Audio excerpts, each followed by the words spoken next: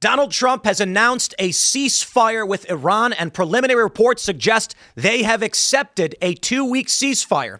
The Strait of Hormuz will be open and peaceful for 2 weeks, and already oil prices have dropped 15%. Now, we've got the 10-point plan from Iran, which they are saying is the basis for negotiations, which will begin on Friday. And I got to tell you, my friends, whatever you want to say, I am happy that we are backing away from nuclear annihilation, whatever it may be. Now, I'm not going to play any stupid games and insult Donald Trump when he's doing what we want him to do, and we don't want war to escalate.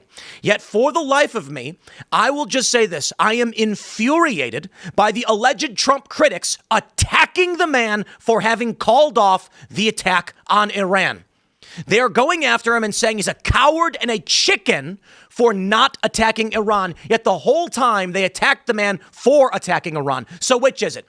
These people are grifters and they are liars. They never actually cared. They were saying what they thought they needed to say on the internet to get clicks and retweets. And we're going to back that up because I am pissed off about this. Listen. You guys know that I have been opposed to intervention and regime change. That's basically my shtick, and that's why I supported Tulsi Gabbard. And I said when Donald Trump started this war, it is not effective to insult the man when you're trying to convince him to do something you want him to do, and you've got to be able to keep one hand on the steering wheel. Yet people went crazy attacking Donald Trump and insulting him. And I said, I respect the arguments, okay, because we want to try and keep things together. But now that Donald Trump has done what these people have asked him to do and backed off of attacking Iran and calling for a ceasefire, agreeing to it, they are still insulting the man. No matter what he does, he is wrong. And we will not be able to have a cohesive, functioning government with grifters on all sides lying about what they actually want to happen. You can tell I'm pissed, but we have a lot to talk about. Oil prices going down, things are starting to improve, and we need to encourage in every possible way this ceasefire to hold.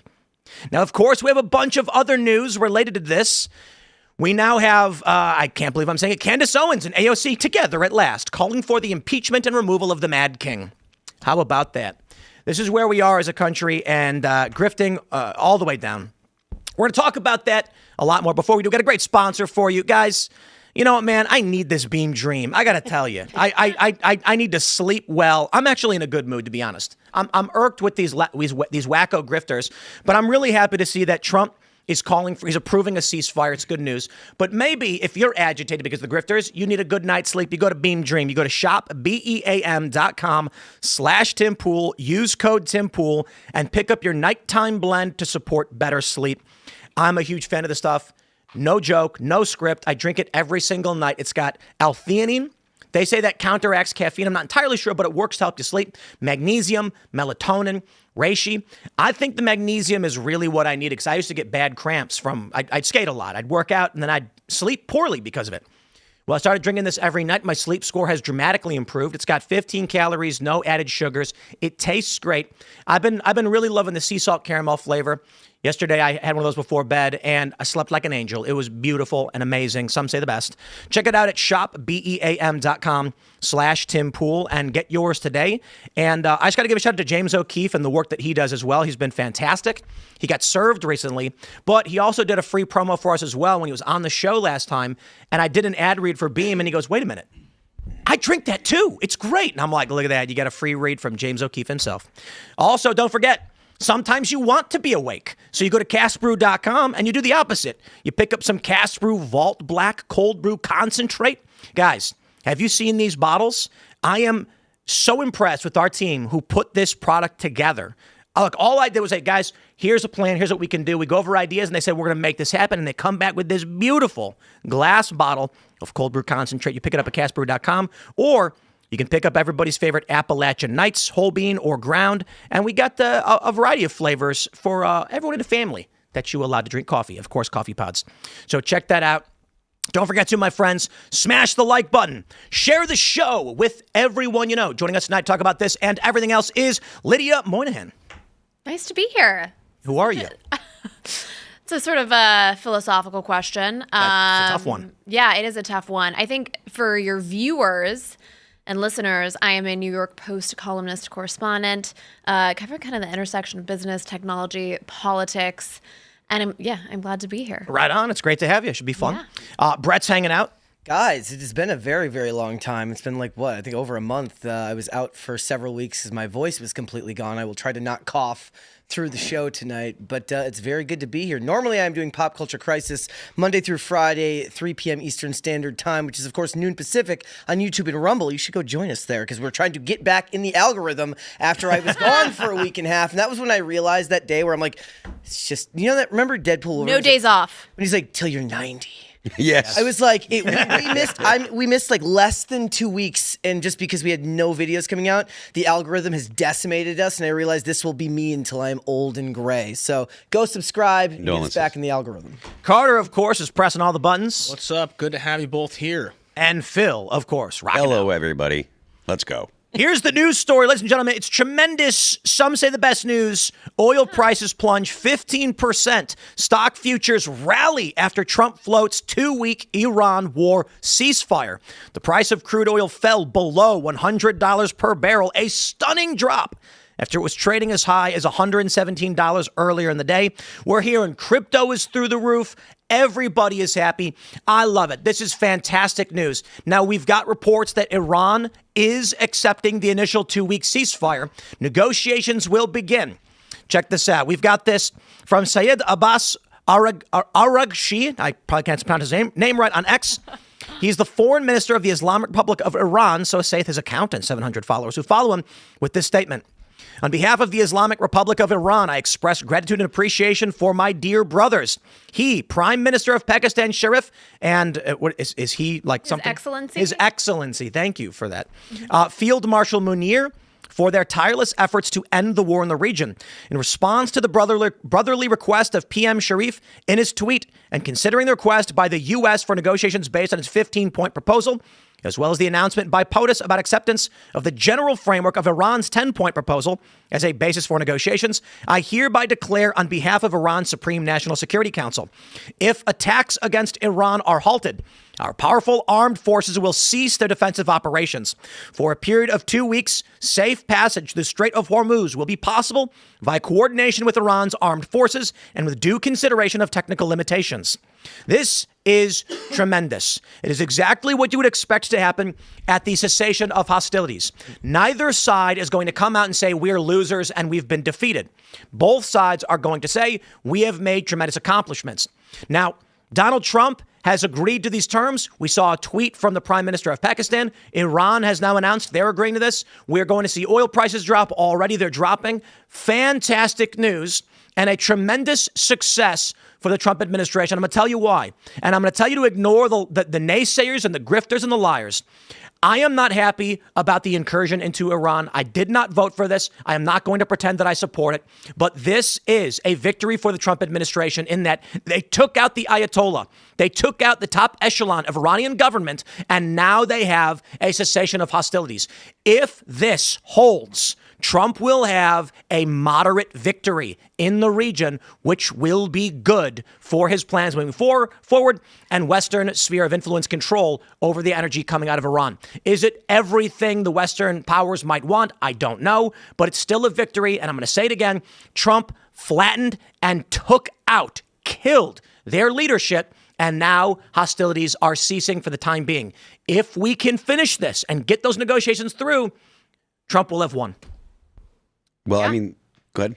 No, true. I think we're better off now than we were before. And already I'm hearing these sort of refrains that, oh, no, we're way worse. No, we've actually decimated the IRCG. And bear in mind, Hezbollah seems to be decapitated. So we're already seeing their proxies, which to me as an American and as somebody who is concerned about the region, that was what we were most impacted by, obviously, Hezbollah, Hamas. So if you're decapitating those proxies, that in and of itself, I think, is a huge victory. And I was concerned because we do have a really horrible track record in the Middle East of getting involved, staying there, and then not knowing how to extricate ourselves. Yep. And I was like, I'm gonna wait 6 weeks. I'm gonna wait 6 weeks. Let's see how this goes. I was a little worried, right? Because the military is out of this world insane, but sometimes we don't have the foreign policy strategy. So Sometimes. we really haven't had any strategy in the Middle East. So I was worried, and now we're extricating ourselves. I think Americans are a lot safer as a result, and we're getting our boys and girls out of there. Thank God.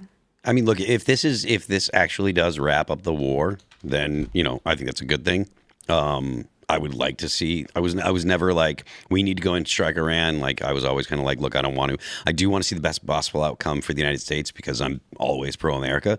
So, but if this is the off-road that prevents boots on the ground and some kind of major invasion, then I'm okay with it. I got no problem saying I was wrong about boots on the ground if Trump succeeds, and I will apologize.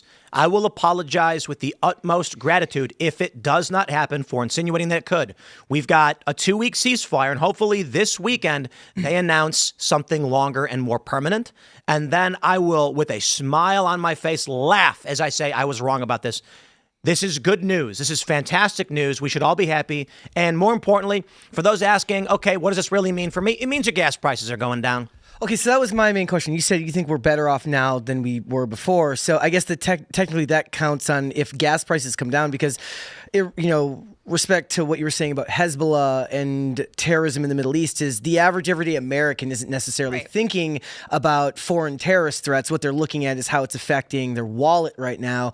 And the joke, I guess, just dark humor as it is like the idea of Trump being the bull in the china shop made sense to me when you could get gas prices down and potentially arrest bad political actors that have committed crimes within your own government. But once we started going to war again in the Middle East, you're like, look, I don't know if all that much has changed. So yes, gas prices do need to come back down. Otherwise, the midterms already, this has been damaging for them as far as the midterms, because for a lot of people, it seems like we're looking at a lot more of the same, despite the fact that we were kind of sold the idea that things were going to be different this time around. And look, you got to give them time. Obviously, the gas prices aren't going to come down overnight, but when gas prices go up, that also means that the prices of other goods go up. Bitcoin, before you said that it was rebounding today, had kind of stagnated and was dropping.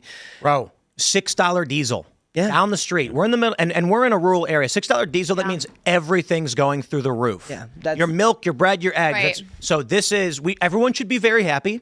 And I'll tell you, if people were sincere about their criticisms of Trump, they would be saying, thank you, Donald Trump, for this. Thank you for doing the right thing. Or at the very least, like waiting to see how it shakes out in the next couple of days to see if things actually do start looking like they're making changes here. I think it's fair to be cautiously optimistic. I think with the closure of the Strait of Hormuz, a couple things on that. I mean, the fact that the Iranians were able to close it in this way is a sign that they could have and would have at any moment. So I think if we're able to resolve that's a good and a positive thing, because that was always their point of leverage.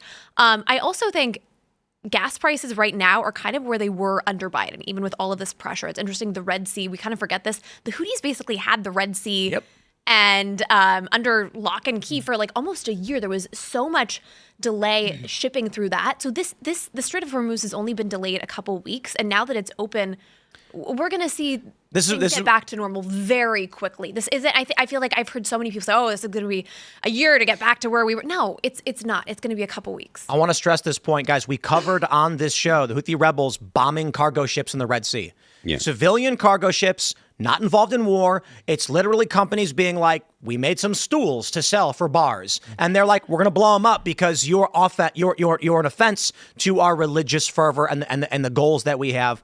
So it has been. And they got all their money from where? From Iran. Iran. They were armed and funded and supplied. And it's not just there, Iraq as well.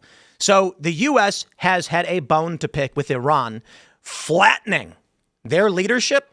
I'm sorry, if the hostilities stop, and everyone says if prices went to normal, the U.S. won, Trump won. 100%. They took out the Iranian government. Bear in mind, normal under Trump is a hell of a lot better than it was under Biden. So, what's funny is with Venezuela, too, I was initially very concerned because you take out Maduro, you open up a vacuum. Is some strong man going to come in? But that's held. And the issue with Venezuela is Maduro stole our oil assets. I will scream this to the high heavens. In 2009, our oil companies had their assets all stolen. We had a treaty. We played fair. The U.S. was not some evil, oppressive colonizer who went to Venezuela and took everything. We went there and said, we'll pay for the oil infrastructure. We'll do it, and you'll get free money. And then they stole it from us. Yep. Trump went in, got Maduro out, and now we've gotten back our oil infrastructure. And that is justice. And we did not get instability. And I am hoping that holds, but it looks pretty dang good. So Trump has done a fairly good job on foreign policy across the board. My biggest fears with Iran were the it appeared escalation was underway with Trump saying, I'm going to wipe out a civilization. It's terrifying. Now we have an announcement of a ceasefire, and both sides are agreeing to negotiate. Trump might get out of this one once again with a victory. So what does it look like long term for him, given that the midterms are coming and people are talking about like if they end up losing House and Senate, they're going to look at impeachments again. Oh, of course. Slow down progress again. Yep. Look, I'm still of the opinion that if the economy is doing well, the Republicans can win. And again, Both House and Senate. Yeah, but this is I have this caveat. That is not making a prediction that they will. That is saying that it's possible. Except the net favorability for party, the GOP is up 5 points. Democrats have a historic low for a midterm lead, even with their lead. So trend-wise for special elections, it looks very good for Democrats. Historic polling as of right now, it actually looks very bad for Democrats. And that's surprising to me. Again, CNN said GOP net favorability is up 5 points, and Democrats, the generic ballot for Congress is only up 5 points, which is a historic low. And the prediction markets are still saying Democrats are going to take the House. I think I'd figure it would have been at least 2-1, not 4-1. Like right now, it's 4-1 Democrats to win. I'd be like, 2-1's fine because they might win three or four seats, in the majority. But Republicans can turn this one around. This is going to be a major component of this. If Trump walks away with a new peace agreement and then we get a straight up, we have secured the region. We have ended the violence from the militia groups, the rebels, and Iran has now agreed to the terms of a ceasefire. That's going to be a major boost for him. Yeah, I mean, it could be. I do think that the Democrats I'm aware that the Democrats are historically unpopular. I think that that's largely because of the fight in between the progressives in the Democrat Party and what you would consider sane, normal Democrats. Are the moderates or the same people in Democrats? Well, the problem is you can't really tell, and I think that's part of why they're unpopular. I can't think of one person who is sane and but normal. the point that I'm making is even if they run as a moderate, they'll do what Spanberger did or whatever if they get elected. And I think that the American people generally know that. Like, I think that people saw through Gavin Newsom going on all the podcasts and talking to the pod bros and being like, going on Sean Ryan and be like, I own a gun and I'm a gun guy. BS you are. It's like Tim Waltz, I'm a real man. It's like, or Kamala Harris. Oh yeah, I own a Glock. Yeah, sure you do. But the fact of the matter is, I think the American people really know where the Democrat parties where their mind are, and they haven't forgot about all the woke stuff. Even though woke is right now, it's kind of like hibernating. It hasn't gone anywhere. If the Democrats come back, I think most people are aware that that's coming back as well. And I think you can look at Virginia as evidence of that. Spanberger ran as a centrist. She was supposed to be. She was worried about the cost of everything. And then when she gets into office, there's 20 new taxes that Virginians have to worry. Guns are illegal now. Yeah, there's all that stuff. Who's the guy who was running for DA who said that he wanted Jay Jones. Yeah, so that's what I'm saying. He also tried to kick a dog, which is the weirdest thing. That video is crazy. He tried to kick a little Hurting dog. animals has the worst karma. Thank God. I'm thinking of him. I'm thinking of Kristi Noem. It wasn't. It is not okay to abuse animals, and it will come back to bite you. And I hope this is also true of Hassan Piker, who shocks his dog. What the hell? It wasn't even like he was aiming. It looked like it was just second nature to him to just kick animals. He wasn't and the dog jumped out of the way. It was like his leg just did it without him trying to do it. Several on the way to work that day. Reminder about Democrats not being sane. One thing that I think has been a good and a positive thing out of this war is we have seen the left truly root for Iran. We have seen the insanity of and the right marching not even terrorists not even in the middle of New York City. There are I think normal people see that and they're like, oh, what the hell? This is kind of insane. Anyone who supports this supports Iran. That's a wake-up call. Let's jump to the next part of the story. We've got this tweet from our good friend Brian Krasenstein. He says, breaking, happy Taco Tuesday, told you so. I'm glad. Taco Tuesday means Trump always chickens out. And I'm going to show you some of this. We've got actual friend of the show, Sagar and Jetty. Taco Tuesday it is, pending Iranian approval. We've got Chris Martinson, also who has appeared on this show, posting a picture of a taco. And we've got AF Post. After promising to destroy Iran, Trump agrees to a Taco Tuesday 2-week ceasefire. And then, of course, just a spattering of all the stupid taco posts. Let me tell you what this means. These people who claim to be anti-Trump, well, they are anti-Trump, but the people who claim to oppose the war with Iran, who are angry that Donald Trump threatened Iran, went to war in Iran, are now attacking him as a chicken for doing what they asked him to do.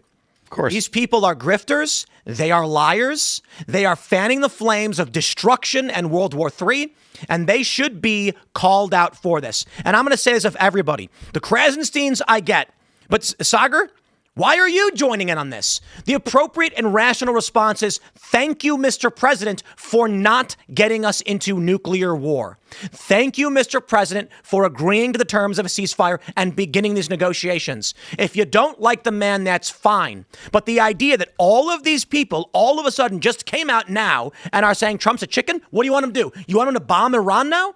I'll tell you what. Let me ask you a question. When there's a little kid and he's going to jump off like a 20-foot quarry into the water, what do you say to him when he says, I don't want to do it? What do you call him? You say, you're a chicken? Coward. Chicken? Come on, chicken. This is them goading Trump to attack Iran. I don't, for the life of me, understand what is wrong with these people. When Trump says, I am not going to attack Iran, you say, wow, that is incredibly brave of you. The Iranians could break the terms of this at any moment and it would be bad for your legacy, but you are taking the right step. Thank you for doing the right thing. I can't stand these people. They're hypocrites, liars, and grifters. There's so many people that are now saying things like, oh, Iran won the war, Iran won the war. And it's like, look, man, these people were going to say that no matter what, because they are actually anti-American. Even people on the right that say that. Yeah, reposting like Iranian propaganda. Like that's where some people clearly are getting their news, is literally from Iranian propaganda. Joe Kent following this, I will say this. I do believe that we may see Tucker Carlson come out and say, thank you, Mr. President.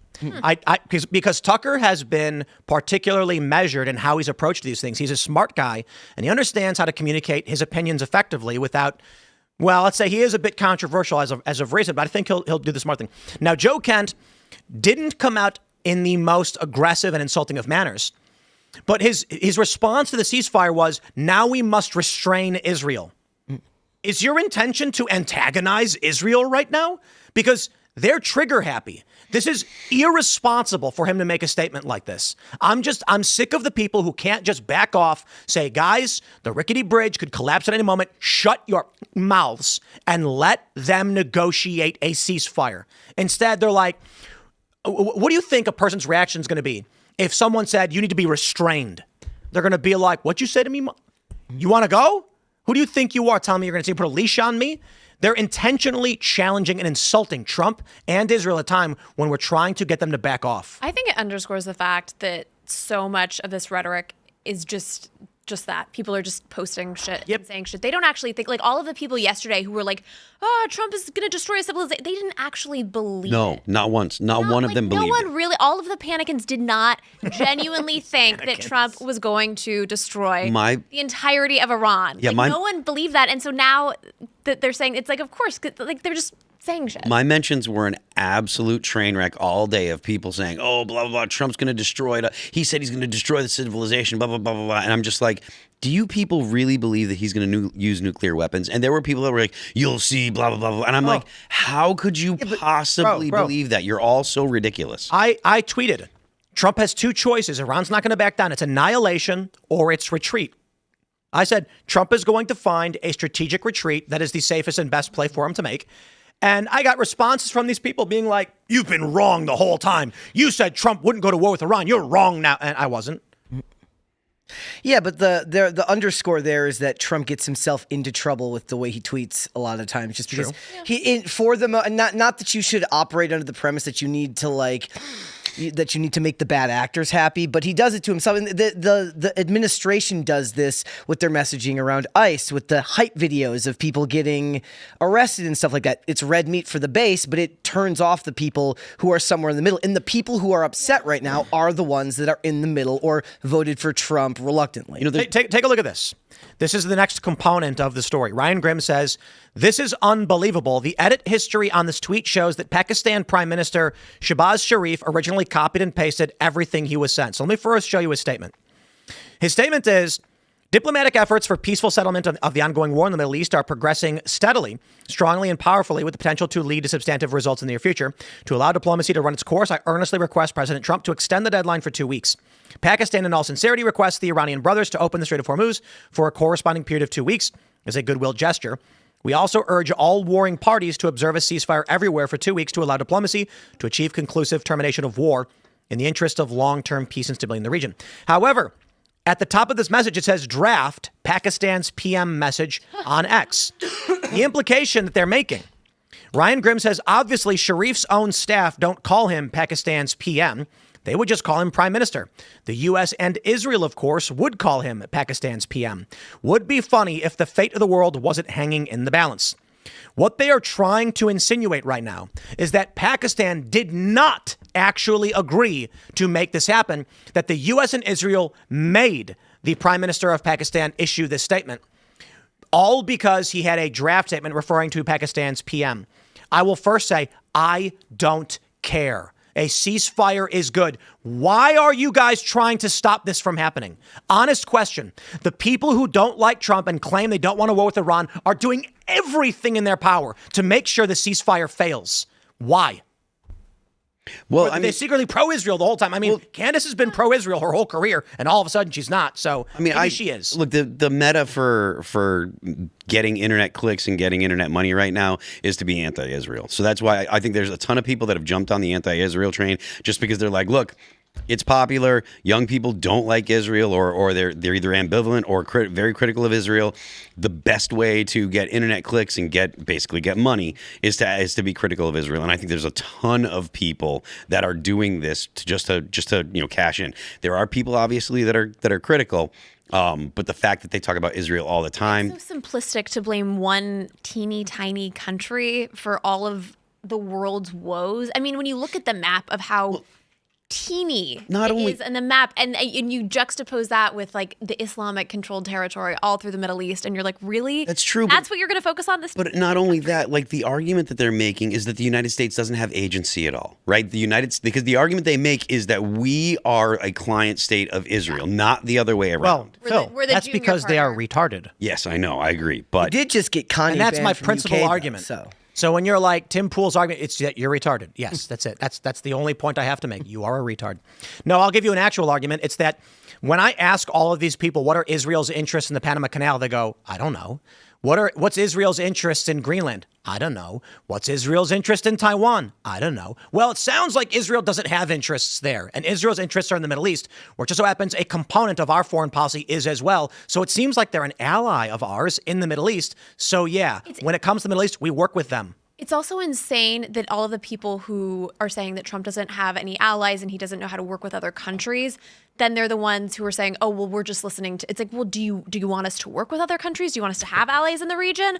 Or then are you just going to blame Israel for everything and that we just are a subject to them? I will say I'm like really impressed. They think the Jews are like an alien occupying force that have superpowers. I'm trying to figure out how to phrase this They're properly. God's chosen people. They're special. The argument from a lot of these people is that Jews are just smarter, faster, stronger, and better than them. And I'm not trying to exaggerate or be derisive. It's like they've taken over our country. How?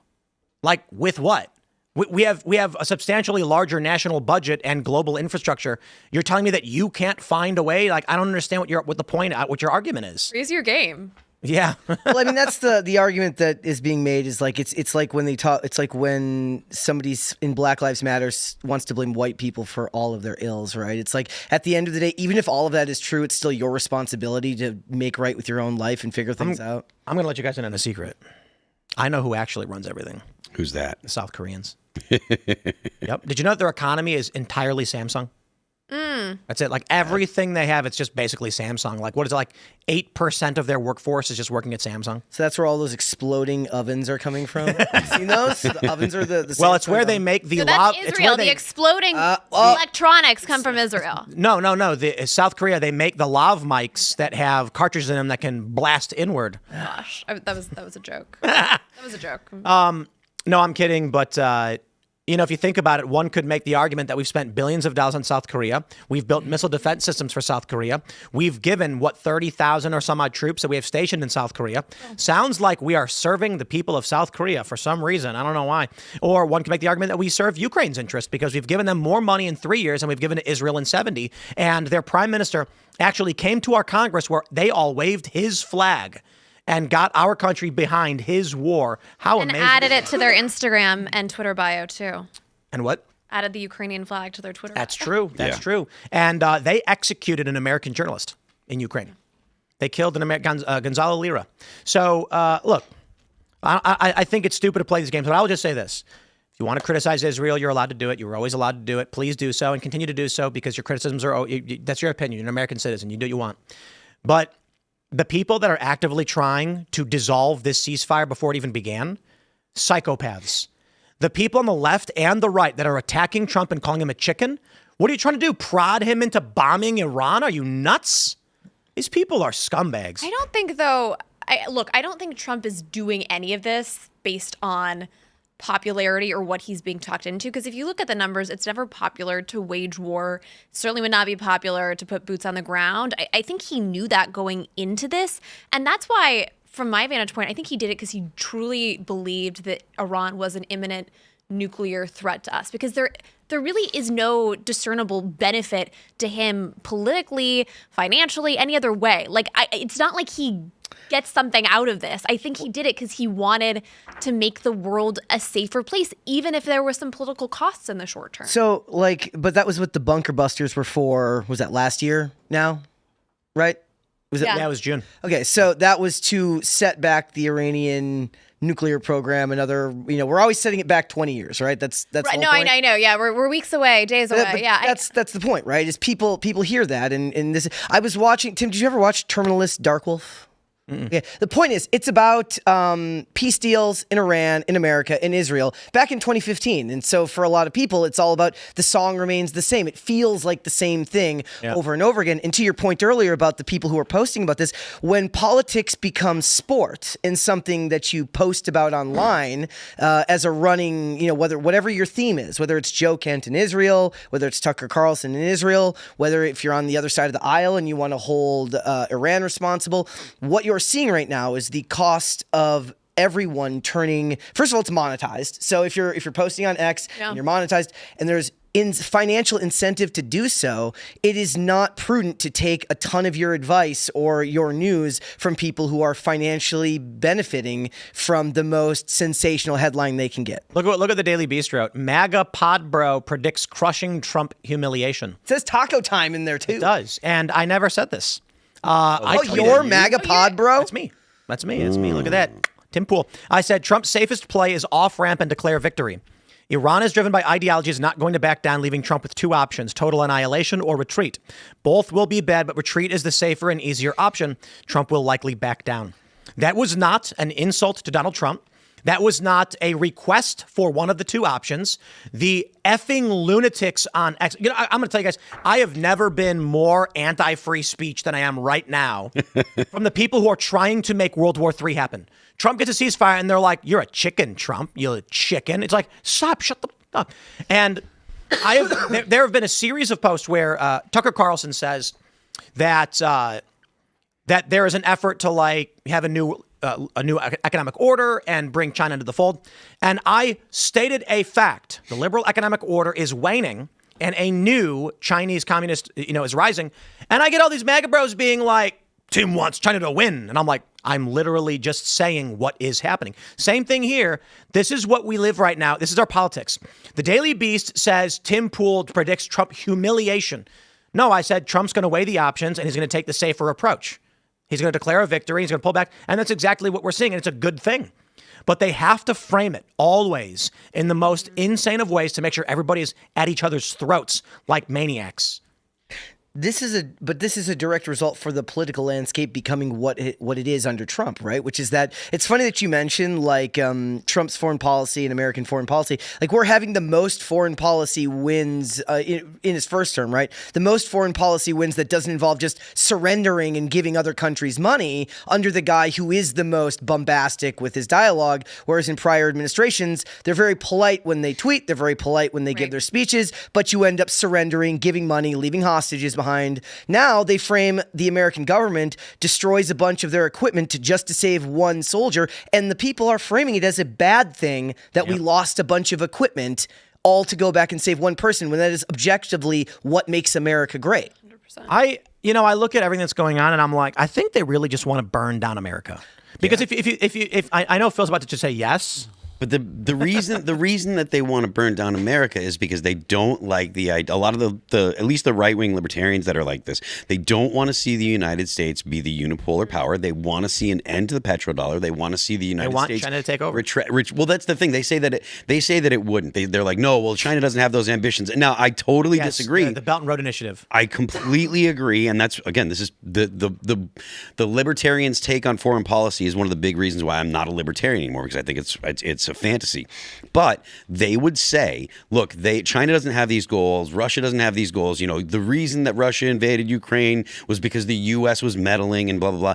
Essentially, they blame everything on the U.S. Ever since the term blowback got into the libertarian mind, they're like, everything's the United States' fault. Everything is the United States' fault. And so they're like, the U.S. should close all the bases, stop being the world police, and we should just retract to our own continent and be here in the U.S. and trade with everybody, which sounds great, but it actually doesn't work in reality. Is that shirt unironic? Well, tonight it is. I also think there's like an incredible amount of naivete in the U.S. I think there's a lot of people who like looked at Obama and they're like, oh, he's so nice and he says these wonderful words and everyone likes him and isn't that fabulous, and paid no attention to the action of like literally leaving our people in Benghazi to get slaughtered, which is disgusting. You juxtapose that with the fact that Trump may have some crazy rhetoric, but then he like saves people. But I don't think people understand how evil and horrible the world is, and I don't think kids are taught history, so they don't understand that the vast majority of people have lived in completely barbaric times, and what we have right now is so special and unique, and the vast majority of the world wants to cut us down. Like, I don't think that we understand the evils of China, of Iran. Yeah. We only, in America, the media is obsessed with how horrible America is.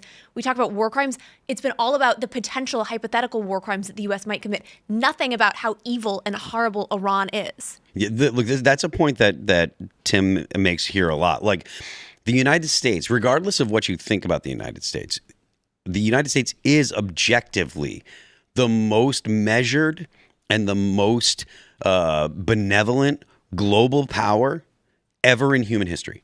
Do you think the Mongols, if they had aircraft carriers, do you think the Mongols would have waited a second? Union? Yeah, the Russians were not in any way, a chill kind of group of people. Like in all of human history, there has never been a country with as much power as the United States military has, and there has never been a country that has given away as much money as the United States does.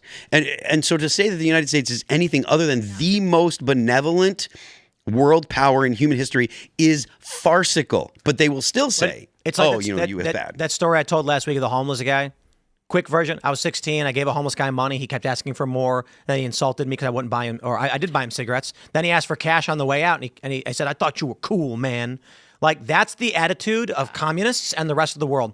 The United States is like, we're going to ensure safe travels. We're going to stop the pirates. We're going to have safe oceans. We're going to give you free money for your stupid programs, and we're going to provide for your defense. And they go, screw you, man. Like, look at what NATO's doing right now. Trump's critique of NATO has been correct the whole time when he says we've been giving them our military and spending money on it, and they're not putting their GDP in it like the way they're supposed to. And we're supposed to sit here and say, we'll pay your security for free. I mean, there is also a sense of, especially from leftists in America, is that that's our original sin. It's our cross to bear that we should be helping the rest of the world because America's evil. Yeah. Yeah. No, we hate ourselves. And so as a result, it's self-flagellation. And again, it's just this naivete that somehow if we just focus inward and whatever, the world will be fine. And it's interesting. Part of the rhetoric too is we hear that, oh, well, the only reason the Middle East is messed up is because we ever went in there in the first place. Like everything somehow in the world is either America or Israel's fault. And it's like, no, we were just twiddling our thumbs under Jimmy Carter, and they literally attacked people and murdered America. Like anytime that we just try and are isolationist, we get it. Like things get really bad in the world. Every time I try to get out, they pull me back in. It's funny because we see these videos of how America used to be, and they're like showing Times Square in like 1890 with this like high up-resed footage, and everyone's like, look how great and peaceful it is. And they show ski resorts where everybody leaves thousands of dollars worth of ski equipment lying around. High trust society. And then many of these same people criticize Donald Trump or the U.S. in general for trying to maintain order and stability and high trust around the world. Albeit it's a difficult job and sometimes you don't do it well. And we should criticize the U.S. military when they do things that are bad. I think Afghanistan and Iraq were huge blunders. But again, to Phil's point, this has been the most benevolent global power in the history of mankind. And as a matter of narrative framing, like my favorite part about X is like whenever a different president is in office, the other party or people who like the other party are like, the rest of the world is laughing at us right now. but literally all you have to do is wait and both sides will say the same thing about the other side, about everything. We are chickens in a chicken coop, really. I say this. Say we will. Republicans, I think, overwhelmingly love America. And Democrats overwhelmingly either seem embarrassed of America. Like back to Michelle Obama. Yeah, Democrats. I never felt proud of my. It's like, okay, if you don't like no one's making you like. I feel like this narrative has only escalated since we've been in Iran. I hate those. It's like, oh, like the U.S. is the worst. It's like, great, move to Iran. Like, I want to throw a cultural reference in here. Go. Squid Games, when it came out, I said it was a critique of communism. And all the communists and lefties were like, Tim Pool's so dumb. It's clearly a critique of capitalism. The guy who wrote it even said it was a critique of capitalism. And I go back in time with this story because it's relevant to the worldview of these people. Let me explain something. In Squid Games, people who are down on their luck are promised the beautiful, beautiful new world. Come and join us and you will get something beautiful. They are told to join by choice, and they are put into a game where now they can die. Not capitalism.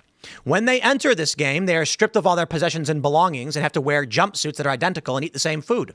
They are placed on an equal line and told to compete in games while the powerful elites laugh and the poor people die. Not capitalism. If Squid Games were a critique of capitalism, they would say you can leave at any time. They would say, if you have more money, you can purchase a higher position in the hierarchy in those games. They wouldn't require them all to revolt to try and fight their way out the way communists do. Now, if your argument is the guy who wrote it thought it was a critique of capitalism, my response is yes, because communists are retarded and they don't understand that capitalism offers you choice. If you don't like this system, you can literally opt out. You can walk off into the wilderness. You can get on a boat and just kick yourself off in the ocean. Now, fair point. If you want to argue, it's not so easy just to cut yourself off from society. That was always true, whether there was government or not. Alone in the woods, you die. And if you want to argue that Squid Games was a critique of capitalism, I would accept this. If in the show they said you're all allowed to leave whenever you want, and the door led to the ocean, I'd say, I get it. It's impossible. Capitalism is very hard. Leaving society is difficult. But unfortunately for these people, that's not how it played out. They critiqued communism accidentally and were too stupid to realize it. Well, it's also like we live in like this nihilistic culture now where it's like just the idea that they have to get up every day and go to work. And they're like, I have to go to work for 8 hours and I have to commute an hour.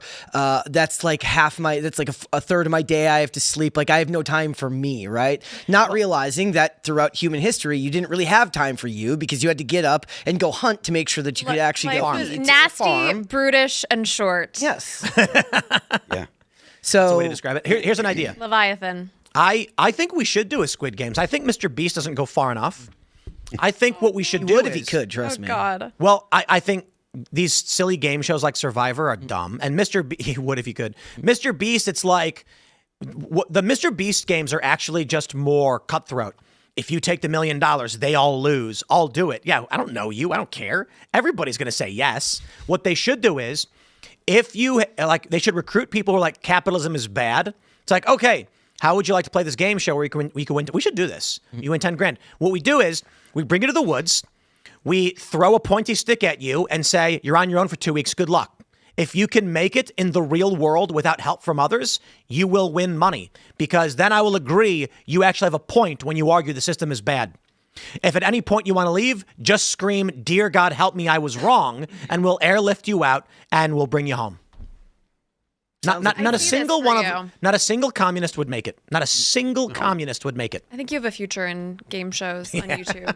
Mr. Poole. Yeah. Those are philosophical worldviews that are vastly different, right? Is that the communists believe that the system should take care of you. And the idea, which they now denigrate, of rugged American individualism is that it's your responsibility to make your own life what it is. Let's do the commie games. Perfect. And then, because I want to ask you guys something.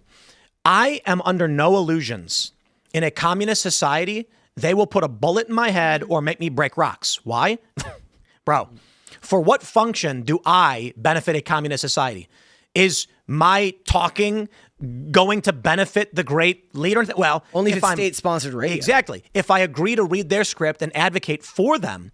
But in a communist society, there is no need for a plethora of podcasters. So y'all are gone. Just imagine what would happen to Hassan Piker if a communist revolution actually happened. They'd be like, "You're big, you can break rocks." And he's going to go, "But I'm a podcaster." And then go, "A what?" No, they might keep him. Like, who else are they going to keep? They might keep him. The first thing they do is eliminate anybody who helped foment the revolution. Which podcaster would they keep? They got to keep one for They would have a new person who doesn't have any autonomy. Yeah. They could just have as a talking head. He does. Oh, well, go ahead. Hassan Piker in our society has proven independently he has made a choice to foment a revolution and create this content. Every single time we see these revolutions, they eliminate people like this because they are independent thinkers. And your point is correct. Yeah. Exactly. They just kill them. You live by the sword, you die by the sword. You do not want revolutionaries when you're in control. You use the revolutionaries to get control, and then once you have control, you liquidate them. It happened in Russia. It happened in Cambodia. It happened in China, probably multiple times in China. They will liquidate all of the people that foment the revolution. Now, it's the French Revolution, like you pointed out. Yep. Like, how many revolutions did they have? Even like 7 in like 2 years? I'm exaggerating. You know, it's so interesting to me, and it kind of makes me sad, I feel like, is we're seeing the Iranian people want freedom. They're tired of this Islamic Republic. Or, you know, throughout the world, it seems like there's a recognition that capitalism is good, that the society that America's created is good, and yet Americans don't appreciate it. And I know there's, you know, you were talking about some videos that have gone viral of what America used to be in the 1800s and 1900s, and now we're seeing viral videos in El Salvador, right, of how they've cleaned that up. At the same time that we're looking at, like, Paris is being desecrated. And so it almost feels like, I don't want to be fatalistic here, but it feels like in South America with Milei, and then, you know, in Argentina, and then in El Salvador, those places are embracing Western values at the same time that we're eschewing it, and it's kind of sad. Let's pull up this tweet from everyone's favorite Candace Owens, who said that Trump killed Charlie Kirk. Yeah, here's her tweet. The Iranian president tweets that he is willing to sacrifice his own life for his people. Donald Trump was willing to sacrifice Charlie Kirk and is willing to sacrifice every American life and livelihood for greater Israel. Who is the animal again? Now, is she evil, retarded, or both? Both. Both. Agreed. Accepted. She is now advanced to saying Donald Trump killed or had Charlie Kirk killed for Israel. Okay, just by the way, Iran is literally conscripting 12-year-olds because no one wants to give their life for Iran. They're literally forcing people to stand around power plants so that Trump doesn't. So, I mean, obviously what the Iranian president's saying is a complete effing lie. Yeah. I mean, right now I'm seeing stuff on Twitter saying that there's Mario Naufal's reporting missiles are still hitting Saudi Arabia, Bahrain, Kuwait. A lot. Yeah, I've gotten no actual. IDF is attacking Iran and following multiple missile launches from the country. There's also word that Iran is launching. This happened last time. UAE, Bahrain, Saudi Arabia, In the Kuwait. 12-day war, after they announced cessation of hostilities, there were still missiles flying. And it was the weirdest thing where they're like, we're signing a ceasefire and we'll stop firing missiles in 3 hours. Like, just stop now, dude. What are you doing? But anyway, back to the where we're currently at domestically with, I don't know, just the mass formation psychosis, I guess. It's pretty wild that you can watch Candace Owens increment the psychosis. I gotta say, I think she's a Pied Piper. It's an intentional play where every day she says something crazier and crazier and crazier. She is pulling people into a dark corner that they're going to lop off and cast away. So you start with, I love Charlie Kirk, and then all the Charlie Kirk fans are like, oh, let me hear what you have to say. She then says, I want to get to the bottom of who murdered him. They all start listening. Every day she increments the story in a crazier and crazier way. Now, people who were reasonable 7 months ago think Donald Trump killed Charlie Kirk today. That is a degree of retardation and mass formation psychosis that is hard to recover from. So these people will start posting these things. And then I imagine they're going to start getting banned. Censorship's going to appear. And she's Pied Pipering all of these people in a crazy direction. And then they'll all get axed from the internet. Yeah.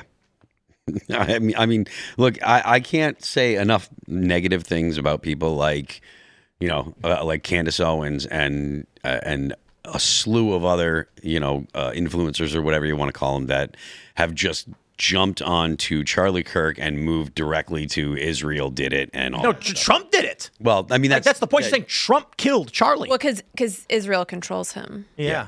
Or Trump did it for Israel. It's textbook brainwashing. It's almost like the strategies you read that the communists use on people. It's sort of this frog in the boiling water where day by day you're not really paying attention to what's going on, and then you just get so sucked in, and then you start to believe this, and you assume that only she has this secret knowledge, and she's the only person that you can really listen to, right? The conspiracy theories are really out of control, and I understand where they come from, but it's... My conspiracy theory is that they are excising the fringes, and this is a really excellent plan towards doing it. Every day the people who follow... You say they, you mean her? Corporate interests, okay. Deep state, machine state politicians. Who do you think the corporate interests are? The same people who are behind, like intelligence agencies, the same people who are behind YouTube censorship.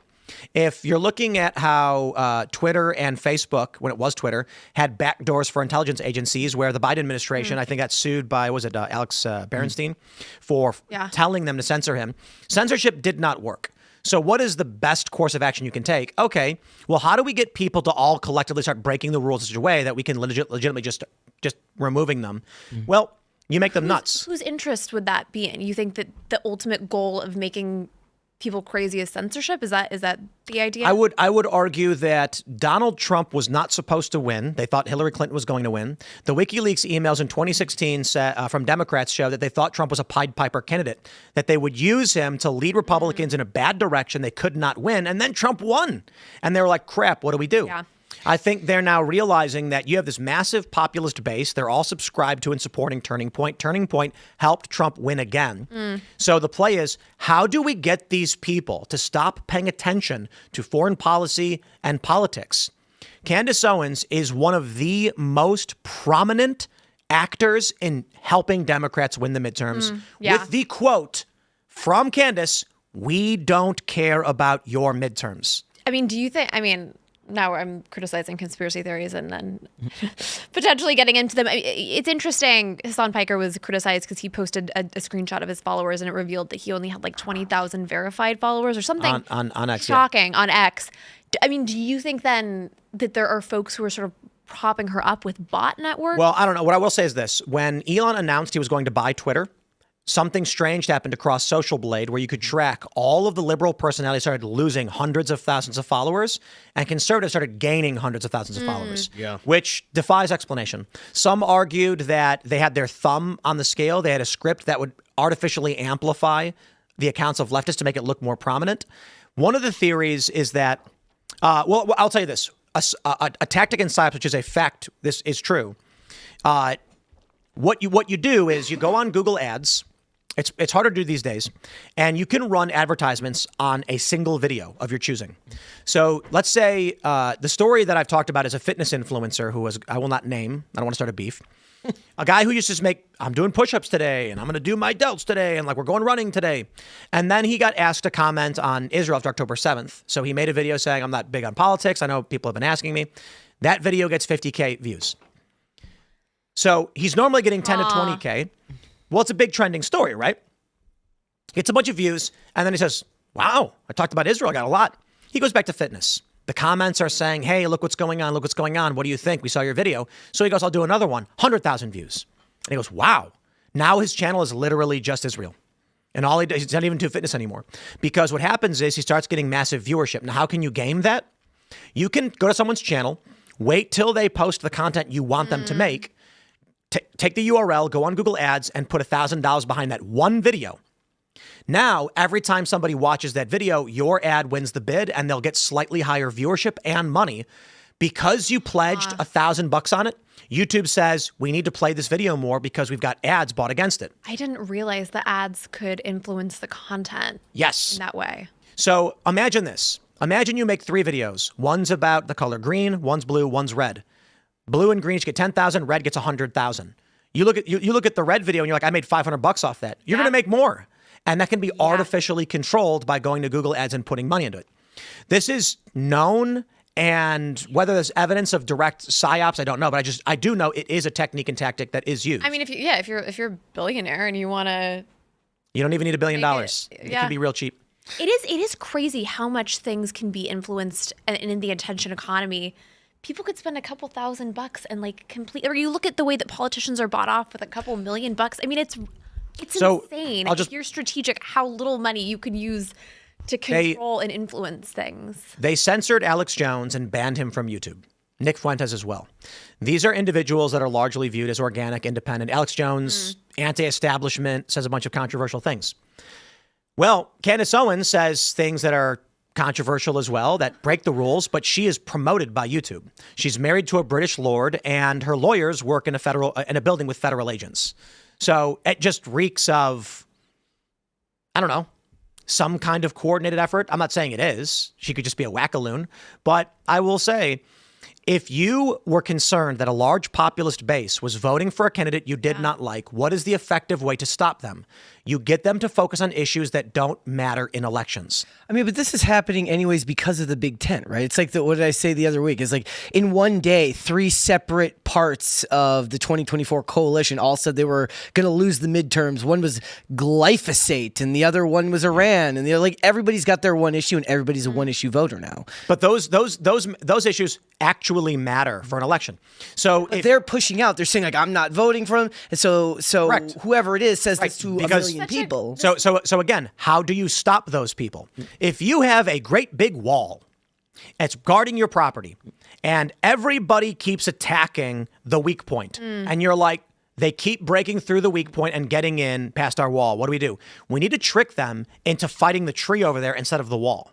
So what you do is you can start running stories about how the tree is a portal that leads to the inside of the wall, and they all start whacking the tree, and now they're doing God knows what, and you're laughing. I think it's so crazy. I mean, this is such a new phenomenon in the history of the world where you have these sort of parasocial relationships with podcasters and influencers in a way that we never had with Walter Cronkite or Tokyo Rose, who obviously tried to did have those people lure the soldiers into sort of Japanese propaganda. People did have those with TV personalities that's and, fair. and entertainers. But and stuff. there's so much trust because all these people market themselves as just your normal kind of gal that you might see at a coffee shop or whatever, and then it's crazy to think that there actually could be money and propaganda and all of these things behind that. It's actually not about the coffee shop. Actually, it's about these people saying everyone's lying to you. I'm the one who's telling you the truth. Let me keep it simple.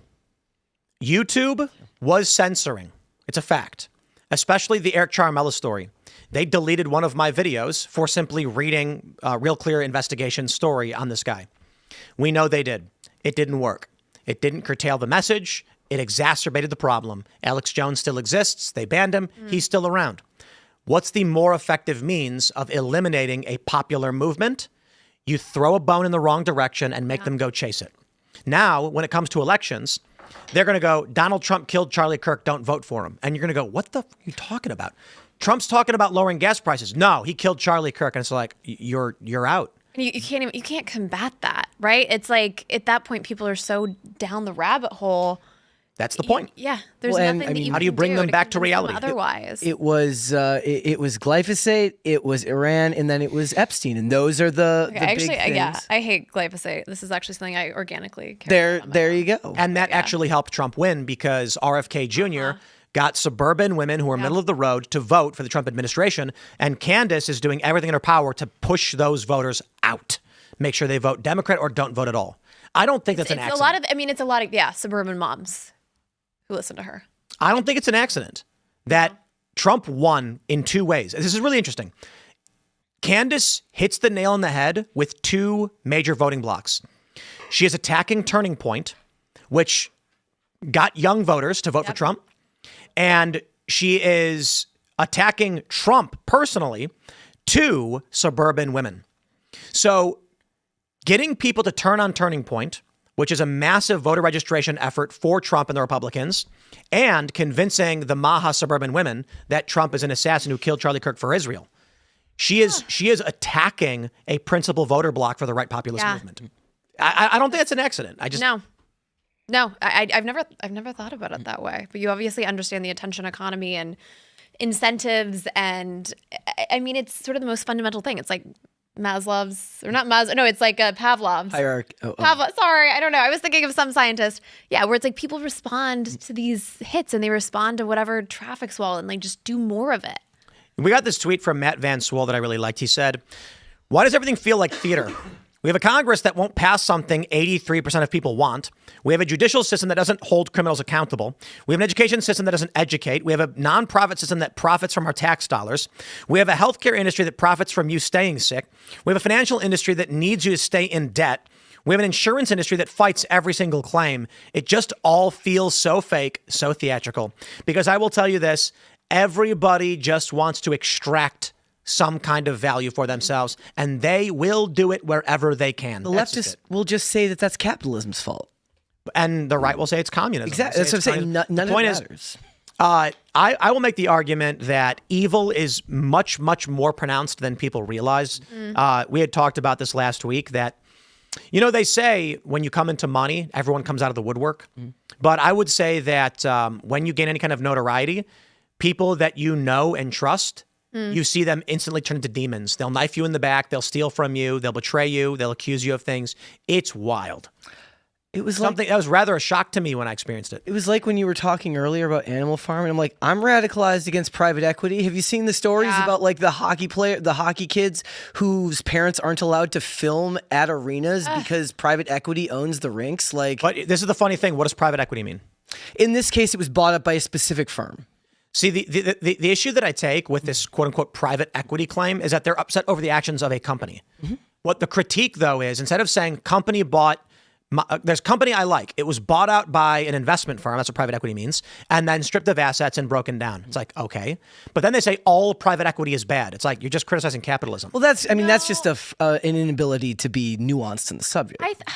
I wrestle with this because I obviously am a huge believer in capitalism, but in any system, you have flaws. And I think private equity and to an extent hedge funds are those flaws. I think capitalism. But I got to stop you there. You have to define private equity. So private equity, I would say, I don't want to name them. They're the big PE firms that buy things up. They laden them with debt, and then they create this situation where they have to make an insane amount of profit, which means firing people, and raising prices. And so, but if your critique is a specific company, then we can critique that corrupt company.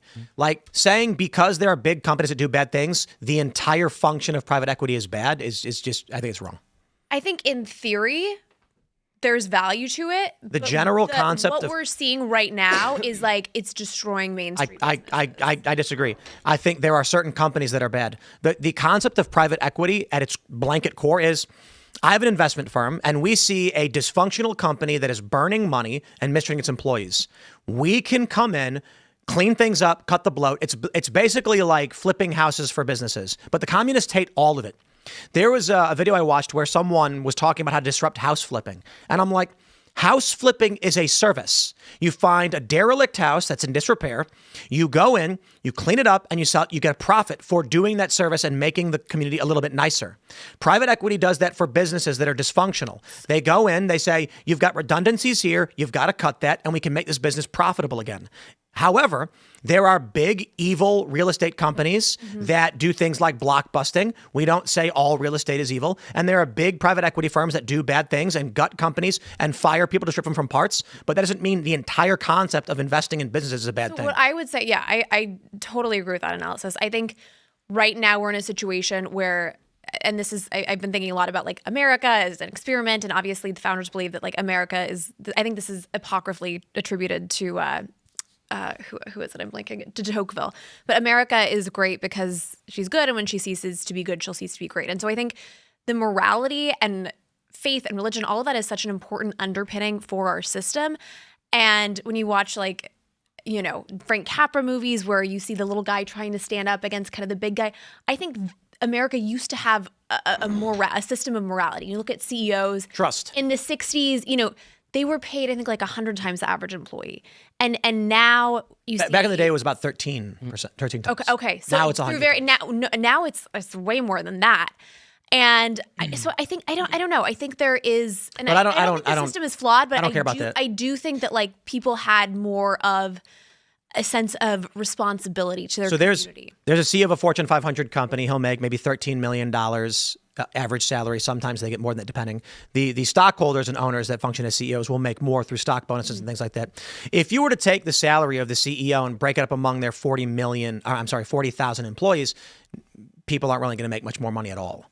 And to be fair, a lot of the compensation when we say, oh, the CEO made, you know, $500 million this year. Stock. They don't make that much money. Stock. It's not like they're getting that in their pocket. I think they're incentivized to. So I don't. Really also, have the people who that was kind of a scapegoat. The people who critique the guy at the top of the food chain at the company tend to strawman the argument about just how important his job is and just how much he has to do in a given day. The relationships that he has to build with other companies, his attempt to be able to foresee what's going to happen with the market. If you look at what David Zaslav did with Warner Brothers before the Paramount sale, was that he had to lean out the company and he had to cancel the right projects. He had to move things around to make it.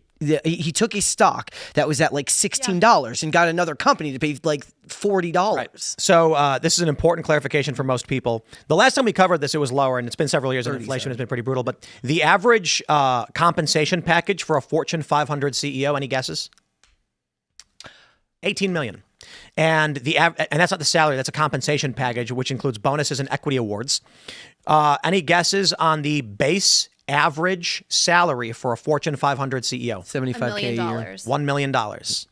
So these people come out and they are convinced, these commies, that CEOs of these Fortune 500s are making $500 million when they're making 500 times less than that. Elon Musk could be Batman. This is my other thing. I think Elon Musk deserves every penny. I think absolutely. People who are like CEO, that's more of like a safe pair of hands. You're not necessarily innovating, but people in tech who are actually creating things, I'm like, I want him to be a trillionaire. Like, he has created out of nothing incredible products that are sending people to space, making all of our lives better. Like, that to me is the capitalist dream. You're making the pie bigger. You're creating things so people's lives improve. It's also about your fundamental outlook on improving the world, right? It's like the argument I always make is like, we've been to the most rural areas of the state and Amazon can still deliver you packages there, right? The idea is like, is I guess Jeff Bezos isn't in charge of Amazon anymore, but the point being, it's a company that he built, right? Like, how much cap do you want to put on what he's worth when he's able to bring people who at one point may not have had access to that much that quickly can now get something shipped to them in 2 days. It depends on how you view what he's given society. So I'm curious, actually, Tim, to get your take on hedge funds, because I know you made the point that PE can actually be beneficial. I think maybe hedge funds can be beneficial. I think they are so abused right now. Like, many of the richest people in New York, I live in New York, the nicest homes in the Hamptons are almost all owned by hedge fund managers. Yep. I don't think they create that much value for the economy. And I know the argument about, they have teachers' pensions and but I really don't think that these people who are worth like $10 billion, I don't think that they have created $10 billion worth of value. I think Elon Musk has created $1 trillion, but I don't think they've created I would agree and disagree. Billions. The management of the economy is probably one of the most important jobs. So whether they deserve to get, $20 million a year, whatever, I don't know. But oftentimes it's like 100. Economic management is probably the most important thing that someone could do in this system. But the reason I mean, obviously, I think there's much more important jobs, but there's a function of. But you're moving. You know what I mean? You're not creating value. You're moving numbers around. I think that's an overly simplistic way to view what hedge fund managers are doing. I mean, if you're a bad hedge fund manager, your hedge fund loses money, you're going to lose the job, right? Yeah, like again, I'm not after you take your 2 and 20, you'll still make a lot of money. Day traders actually don't. So I'll start here. I know this is not hedge fund managers, but day traders are not a real thing for the most part. Like their margins are slim. There are people who live in this fantasy world where they think that you can sit there on a computer trading and you're going to make a bunch of money. You don't. I think you sit there and think about it for a few seconds, you're going to realize like there's a cap to how much money you can actually generate. There's a bunch of fake posts on the internet where they're like, you can program a bot to make money on the stock market for you, which is just not true. The liquidity doesn't exist for it. Yeah. So like we've discussed this here, these posts where they're like, I made a bot for Polymarket and it's generating 100,000 a month. Not true. It's not possible because liquidity doesn't exist for that. So there's key areas where you can buy, but you have to manually do it because these bots don't know how to do it fast enough and they can't see as wide as a human can. Maybe in the future they can. For hedge fund managers, they're doing that but at a larger scale, which is managing people's pensions and investments. So the management of retirement funds and economics is a very important job. I think there's more important jobs. I do think they probably make a lot more money than they need to. That's a fair assessment, but I don't think it's as simple to say just move money around. Like they're calculating things and they're smarter. Yeah, and I think the activists actually will say, okay, this company's screwed. I actually think short sellers have a value. I think they're sort of monitoring certain companies and whether what I would say is, but I don't think. I mean, like hedge fund, like I don't think like Ken Griffin. All of the. Everybody thinks they're smarter than everybody else, and it's laughable when they say things like they're smarter than most people in Congress, and they're just like some mid-40s dude who like comes on a podcast periodically, or they, well, everyone knows what I was talking about, or they claim that Donald Trump is an idiot and they're smarter than him. Oh my God, that kills me. Yeah, it's fascinating. What I will tell you. And here's a lesson for everybody who doesn't own a business from someone who does. And I know all the people who do own a business are going to love it because they know what I'm talking about. You will find that there is a decent portion of individuals who will come to work for you who believe that you have infinite money. Money just exists and they deserve it. And I will tell you, throughout my years with contractors and various employees, I have literally asked people like, so you're asking me for money? And they're like, yes. And I said, where does that money come from? And what do you mean? I'm like, well, you want me, Tim Pool, to give you money, right? Like, yeah, okay. Where does that money come from? They're like, I don't know, the business. And I'm like, right, but the business has to get it from somewhere. Like we had this conversation on the show when he was saying that in the future, shows will pay the people to watch them. And I said, what?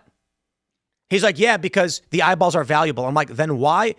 So the sponsor would make their own show. They wouldn't sponsor other shows. He's like, what? No, I'm just saying the show would just pay people to watch the show. And I said, where does that money come from? Like I have to track every month, every week, income and output, and then balance that budget. The government doesn't have to do that. They just print the money.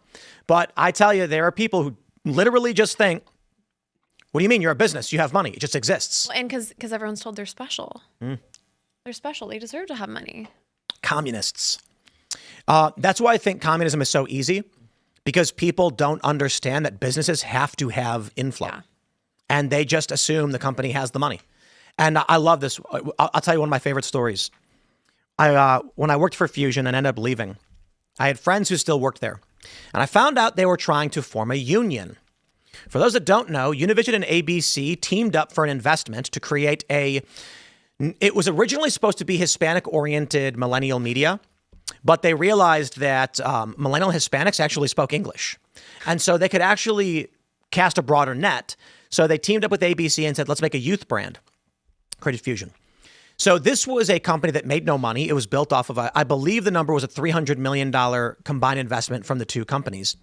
So they built a building. It was massive. They hired a bunch of young people. I was one of them. They paid great salaries. I left, and then I heard the employees were trying to form a union. And I talked to one of my friends who worked there and I said, what's this about you guys are trying to unionize? And she's like, yeah, I don't think they pay enough. And I said, but they don't make money. She said, what do you mean? They've got a bunch of money and they need to pay us more. And I said, the company you work for does not generate revenue. I'm not talking about profit. I'm saying they literally don't generate revenue, meaning they are spending other people's money to hire you in hopes they get more advertising dollars. Now, they did have some revenue. She could not comprehend what I was saying. And she said, I don't know what you mean. We're a bunch of talented writers and journalists, and they need to pay us more money that's market like comparable. And I said, the money you are asking for of this company has to come from the pockets of a wealthy individual who then decides whether he's going to give it to you. If I said, listen, if you want to keep your job, you need to go to the president of the company right now and say, I reject the unionization. Tell me what you need me to do and I will do it. But I don't want to be party to this because I understand we don't generate revenue. And she goes, no, I think you're wrong. A week later, they fired 300 people. It's very confronting. I think to recognize, like, oh, I actually have to create a service. Like I have to create value for something. And I think a lot of journalists, particularly in New York, kind of think because they went to an Ivy League school or they have a job that's very prestigious that they should also make a lot of money. And David Brooks writes about this like status income disequilibrium that the reality, and I didn't realize this when I got my first job in news where I'm like making $30K and trying to live in New York, like, no, there's a lot of people who want to do these jobs. And if you want to differentiate yourself or if you want to make more money, you have to differentiate yourself. That's the fundamental thing that a lot of people in Hollywood don't understand because they're basically the studios pay them to make these movies and then they're mad when the movies don't get to be made the way they want them to. And they're like, why won't you let me make my movie the way I want to make it? No one wants to watch your movie. I'm the one who has to pay one who has to pay everyone the money. I want to see a return on my investment. And then they're shocked when they're told, no, you can't do that because the studio theoretically actually wants to make something that people want to see. And if you make not that happens, investors, make it happen. And if you yourself. make a product that I don't know if it's the way this way in the studio, but in the music world, like if you make a record and you're like, no, we're doing this on our record, we're not doing what the label wants. The label will be like, well, we don't hear a single or what have you. If you make a record and the label's like, we don't believe in it, it's actually better for the label to say, okay, fine, you made the record. We're not going to spend a whole lot of money on promoting it. And the reason is because they don't believe in the record. So why are they going to spend more money over $250,000 they spent to make the record or whatever? Absolutely. They are completely correct. Absolutely. It's the funniest thing in the world to me because I certainly can't speak to it the way that Phil could, but I've had friends who had smaller deals back when I was, like in my early 20s. And the entitlement from these people blew my mind. And I have to ask them, I was like, honest question. Did the label just owe you the money that you were asking for? Like, was there a reason they had to pay you? And they were like, well, they signed us. And I'm like, right, but they signed you to make a product that people would listen to. And then you told them you didn't want to. So why should they give you money if you don't want to do what they're hiring you to do? And they did not understand because in their mind, they were talent. That means they were just deserving of the money. I'm not trying to like dunk on millennials because I am actually a millennial, but I do think there's an entire generation that was raised to think that we're just inherently special and wonderful and talented and we need to be celebrated no matter what we do. And I think Gen Z to an extent, all of these kids, because the parenting mindset went from basically like live your be smart to now like, oh no, children need to be nurtured and told they're wonderful. And of course, when you get into the real world, you just assume that everyone else is going to treat you like your parents and just nurture you and tell you you're great. And that's just not the real world. And I think our parenting is not preparing children Millennials to be successful, competent adults. Millennials were raised, on average, poorly. Yeah. Well, I mean, I think so. I was raised fantastically. Okay, my parents were great.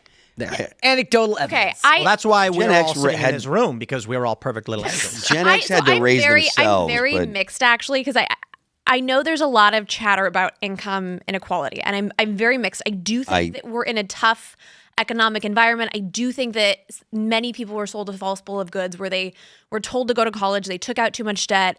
Now they're in a tough situation. So I'm very conflicted because I do think there are certain people who were set up to fail, but I also think there's a lot of people who thought that they should have the sun, moon, and stars and are really upset that they have to take low-paying job and work their way up. So, I think it's mixed there. I agree with you. I agree with you about the fact that kids were sold a bill of goods about going to college, especially considering AI now. Like all the kids that went to college that got degrees, they couldn't find a job. It's only going to get worse for white-collar workers. But the idea of income inequality being a problem, I reject that because the problem isn't that there are other people that have made too much money. That doesn't mean that other people can't make money. Everyone in America has opportunity. And also the reason why there's so much income inequality is because the government left interest rates at zero from 2008 until like 2018 because people were taking loans at 0% interest and putting it in the stock market. Has improved. Like, yes, there is more income, but everyone's like, we all have cell phones now. We all have air conditioning. I have to stress this too about the income inequality thing. I agree to a functional perspective that whatever your view on this is,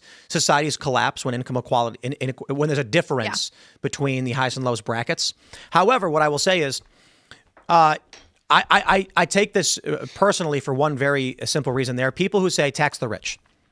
What they don't understand, because they are ignorant, unlearned people, is that I make a lot of money because I work 16 hours a day and weekends. And I've done so for years. I work less now on the weekends, but there's still a little bit of business stuff that we have to do in terms of paperwork, but I don't do as many shows. I used to work doing a morning show every day, no days off, and Timcast IRL Monday through Friday. Because I work double shifts and the weekends, my income is greater, but I have to pay more tax on the extra money I'm earning. What they are telling me is stop working. Yep. You're a high producer, high talent individual who generates something of value that people want, and it makes a lot of money. But the more you do it, the more we're taking from you, to the point where right now, if I were to cut my workload in half, I've talked about it before. I know people don't like, they think it's like offensive for me to say this, but if I did not do Timcast IRL, the company revenue drops by like 30%. So I'm doing double the work for a 30% increase. That's the system we exist in right now. Yeah. If there was a great video where this rich guy was talking to some commie, and he says to the commie, he's like, "You think I should be taxed on everything over $1 million?" And he's like, "Yup." And he goes, "Okay, then I'll tell you what I'm going to do. As soon as I make $1 million, I shut my company down and I furlough all of my employees, and I say, why? I can't make any more money. So we're done." And there's no answer to that. Well, there's a fundamental difference that, like I said earlier, some people believe that there should be some type of cap on what a human being is able to accomplish. And to everybody in this room, you would find that offensive because the idea that because everybody wants to strive, right? They want to find themselves with success. But the thing is, the people you're talking about have already kind of accepted that that's not going to happen to them. So their worldview is more nihilistic and they don't see a path forward. It's also why Hollywood and everybody else has turned billionaire into a slur. Billionaire with a B means you can say tax the rich, and the millionaires like Mark Ruffalo can say, well, I'm not talking about me. Right. I'm talking about Jeff Bezos. I'm talking about anyone who has more money than me. Well, no, and it's even worse when you think about it. Did you notice Elizabeth Warren the other day? She didn't say the millionaires, the multimillionaires. Those are the new people that we don't like. The thing is, millionaires are fine. When they're talking about that too, like the Mark Ruffalo's of society, arguably, they don't create the same level of value that a Jeff Bezos does. Now you can you can have a conversation about, what art means to society and all that. But if we're talking about actual dollars into the economy, then it's a very different thing. And they've demonized that for a reason. All of the movies now, they don't say the wealthy, they don't say the elite, they say billionaires because it's being turned into a slur. Like you said, Pavlovian, to put it into the brains of the young people. As soon as that's the enemy class. As soon as Bernie became a millionaire, he stopped saying millionaires. The millionaires and the billionaires. Millionaires and the billionaires. Now it's just the billionaires. People with more than 4 homes. Right? He has 3 homes, so 3 homes. That's totally fine. So the max is totally hardworking Americans have 3 homes, but those who have 4, those are the bad guys. Like any good communist. Yes. Yeah. And we'll just lightly touch on this as we got a few minutes left before the super chats and all that. But the new trailer for Animal Farm came out. They edited this one intentionally to highlight as much of the communist perspective as possible, because so I watched the new trailer for Animal Farm, and it is a selective grappling of only the key pieces where they can say, see, look, it's criticizing communism. The whole movie, dude. So it's a response to your critique. Well, it's not mine. I mean, everybody critiqued it. Actually, let's do it. We were talking about this before the show, and I was saying it's so crazy to me that people have to sort of steal these famous pieces of literature and then desecrate them.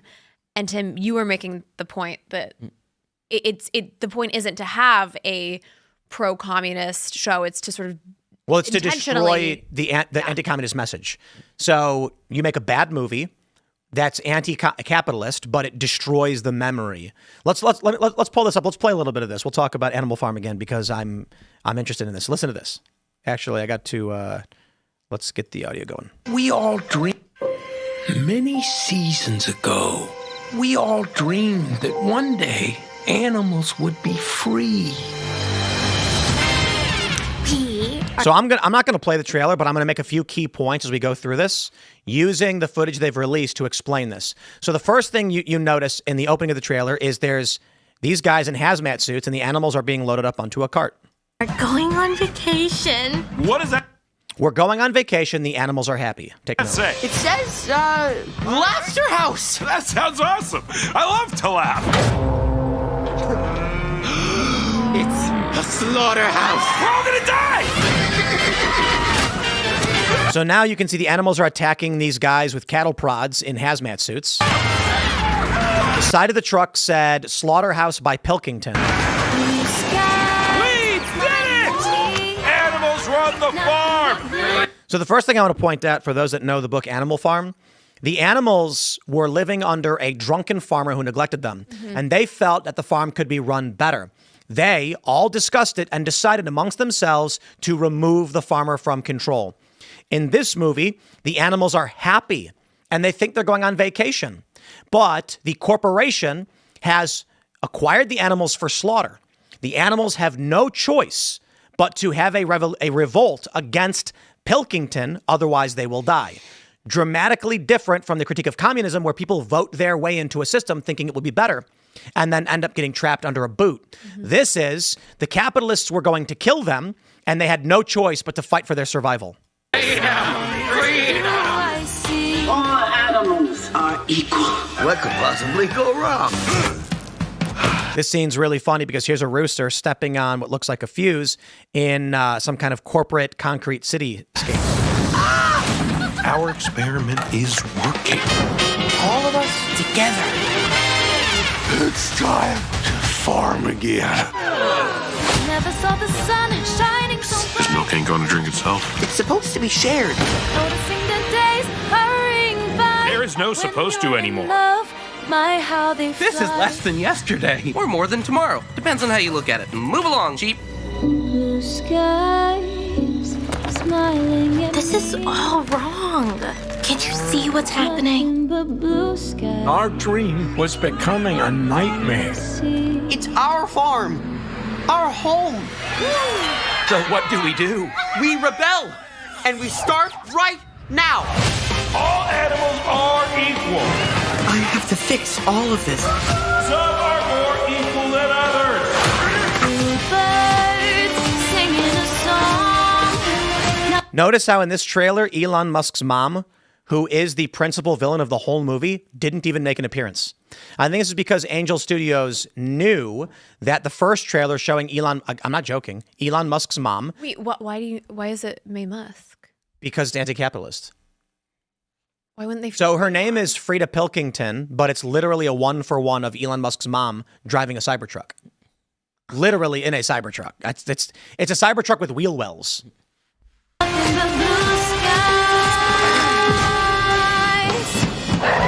I just want to point out a few things.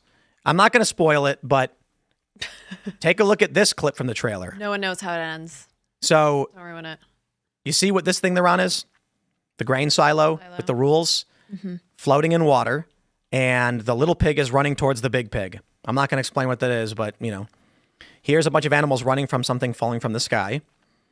And here's a bunch of animals and what appears to be several hundred guys in hazmat suits running as we see, oh, look at that. It looks like is a dam exploding. Indeed. Animal Farm.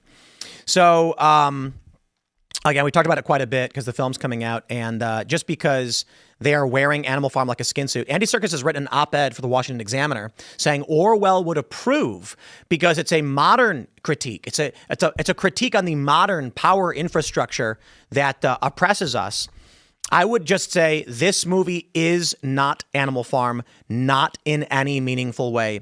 I think it's fair to say this because although this might be technically a spoiler, I don't think it's fair for Angel Studios or any company to, let me say this. I'm not going to spoil plot elements from the movie and tell you what happens. This is their movie. It's their product. They want you to pay to go see it. I'm just saying I think it's not a critique of communism. It's a critique of capitalism.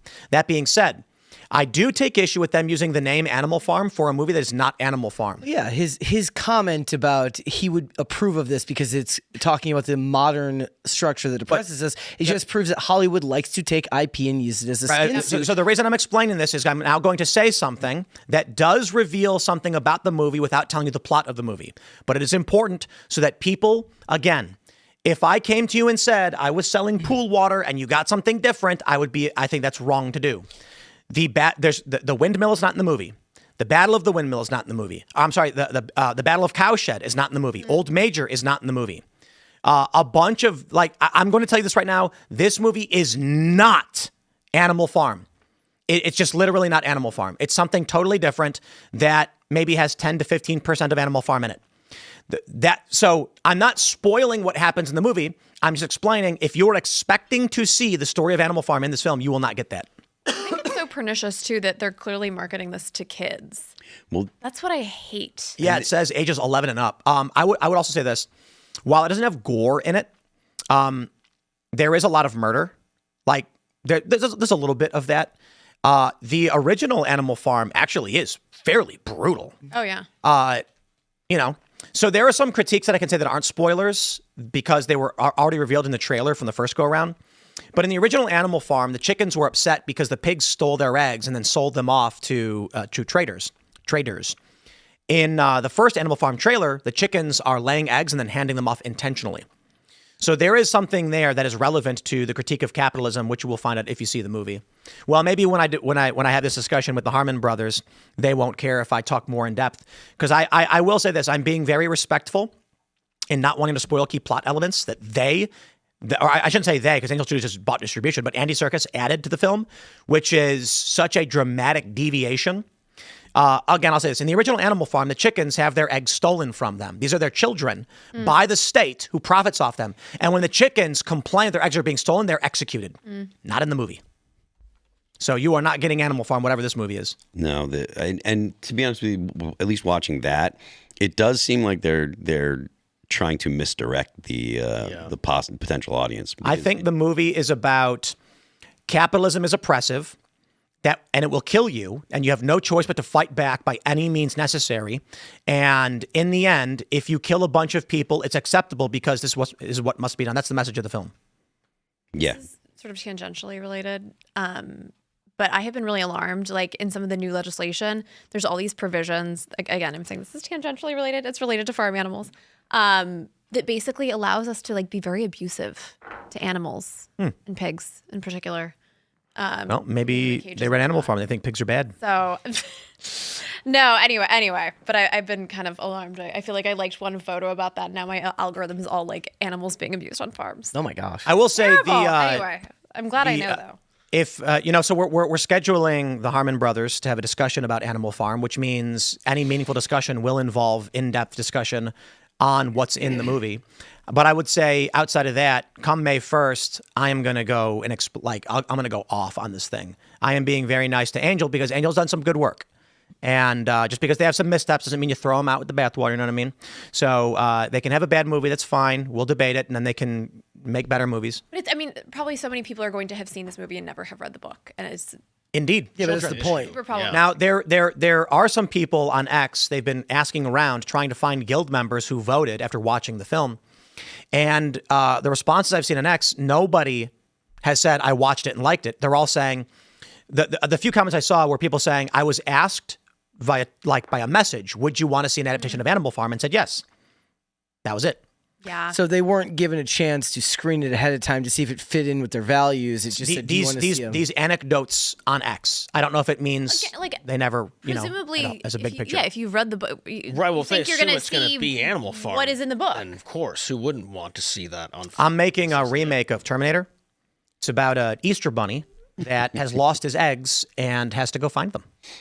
And it's called Terminator because Elon Musk's mom is trying to abort the bunny eggs. Rewatched Terminator 1 and 2 over the weekend. Was it my version that I just made up? Not your version. Oh. No. Terminator 1 is still better than Terminator 2. I don't care what that's. What I will say is really known about movies. It's like I remember when Pirates of the Caribbean 2 came out, and the commercials were like, "It's the #1 movie in America." I said no. Pirates of the Caribbean 1 is the #1 movie in America, and everybody went to see part 2 because 1 was good and 2 sucked. And then, like, don't take my word for it. Look at the Rotten Tomatoes. Look at the review scores. When they say that, first one, and then they go, and then like, what was it? The last one did really well. Dead Men Tell No Tales. World. No. That was the third of 6, I think. And they were like, let's do a female reboot. That's still theoretically supposed to happen. No, just stop. That is another all-female frustrating thing with Ghostbusters? Hollywood. It's like they latch on to one thing that works, and they're like, "We're going to do this and run it into the ground." Hold on. I'm in favor of all-female pirates and all-female Ghostbusters. They only made one mistake with all-female Ghostbusters. The boobs weren't big enough and busting out of their shirts enough. And I'm kidding, but the truth is, the problem, like, you can make a movie that will sell if the women are like busty and hot.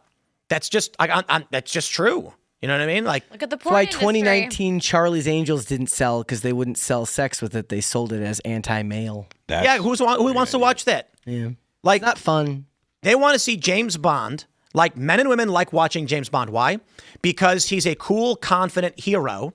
And so guys, what is it? Women want to be with him, men want to be him. Or men want to be him, women want to be with him. But now they're like, what do they want to do? They want James Bond a black woman? That's not actually I don't think that's going to happen. No, but they did talk about doing that. What was the actress's name they're thinking of getting? Lashana Lynch. Yeah. I don't think she was. No, that's not what happened. She showed up in the last one as like another. And they thought yes, they were going to do that. That's engagement farming on X. That people are doing for stuff like that. I do Another think kind of animal farming. Yeah. There are a lot of people that are mad because they discussed Idris Elba as James Bond. I think that'd be fantastic. I think he's great. Too old. Yeah, I like him. That's true. He is too old. He is too old. But most people were concerned because they're like, no, James Bond is supposed to be the quintessential Englishman. And I'm like, fair point. I'm not going to argue with that. I just think Idris Elba is a great action movie star. Yeah. I tend to have I have less of a problem with race swaps than a lot of other people as long as they don't turn race into a conversation about the story, which fundamentally well, character. Harry Potter. I did a video on it today. Well, I've done like 3, but yeah, like Black but that fundamentally changes not just him, but it changes everything. James Potter's motivation. It's just like I was trying to explain to somebody. I said, you do not understand that to the outside world, a schoolyard bully is not looked at the same as a racist bully, even if that racist bully is underage, right? It's looked at as a shortcoming of both your upbringing from your family. How about Hermione being mixed race and being called the mudblood? There's a whole new meaning to the white blonde kid calling the mixed race girl the mudblood. I read an article today, I'm not even kidding you, from Comic Book Resources that says it's a good thing they're making Snape black because it makes more sense for him to be an outcast because he's black. Where they literally said, like, you can, it basically says you cannot understand what it means to truly be an outcast unless you are a minority. So they want that. There's the famous line in Harry Potter where Lily asks James why he's picking on Snape. And she says, is there something about him? He says, it's nothing about him. It's just that he exists, which means a whole lot different when it's pointing at a black guy. They're also like in the first one when Harry suspects that Snape is stolen. Yeah. And he's like, I don't know what it is about him. I just think he's a thief. Harry, why do you keep thinking that guy's trying to kill you? There's something about him. Yeah. Well, and when the boggart is in the wardrobe and pops out and scares the crap out of Neville. The funny thing about all of that is like it's proof that J.K. Rowling does literally agree with them on everything except for trans issues because J.K. Rowling is a progressive. Yeah. They should have made Snape a woman, a trans woman. There you go. Would have been great. A black trans woman. They could have done that. A disabled black trans woman lesbian. Then she would have been like, that's the ultimate magic. There's even worse stuff going on right now. So there's articles written, or there's quotes coming out from from the writers and the production designers who seem to want to speed run everybody hating this. One says that the show has been produced around the idea of naturalism, which if you look into naturalism is the idea that supernatural only exists through through scientific order, Which makes, they're doing one of these? Yes. So, which is why they're using all like earth tones and colors. Are they trying to science magic? Like they're trying to be like? So the production designer seems to. They could just be doing word salad, but under their idea, that science would be able to explain magic. Is that actually what's going to show up in the show? No, probably not. So are you saying that it's going to be bad? Everyone is expecting it, so they're like, let's just generate the hate now? I mean, I'm not going to watch it. A lot of people don't even believe that it's going to go 7 seasons. Like they don't think they'll get all of it. Also, it's not going to be every year. It's going to be at least every couple of years. I'm going to say this right now. I am not going to. I'm a childhood Harry Potter fan.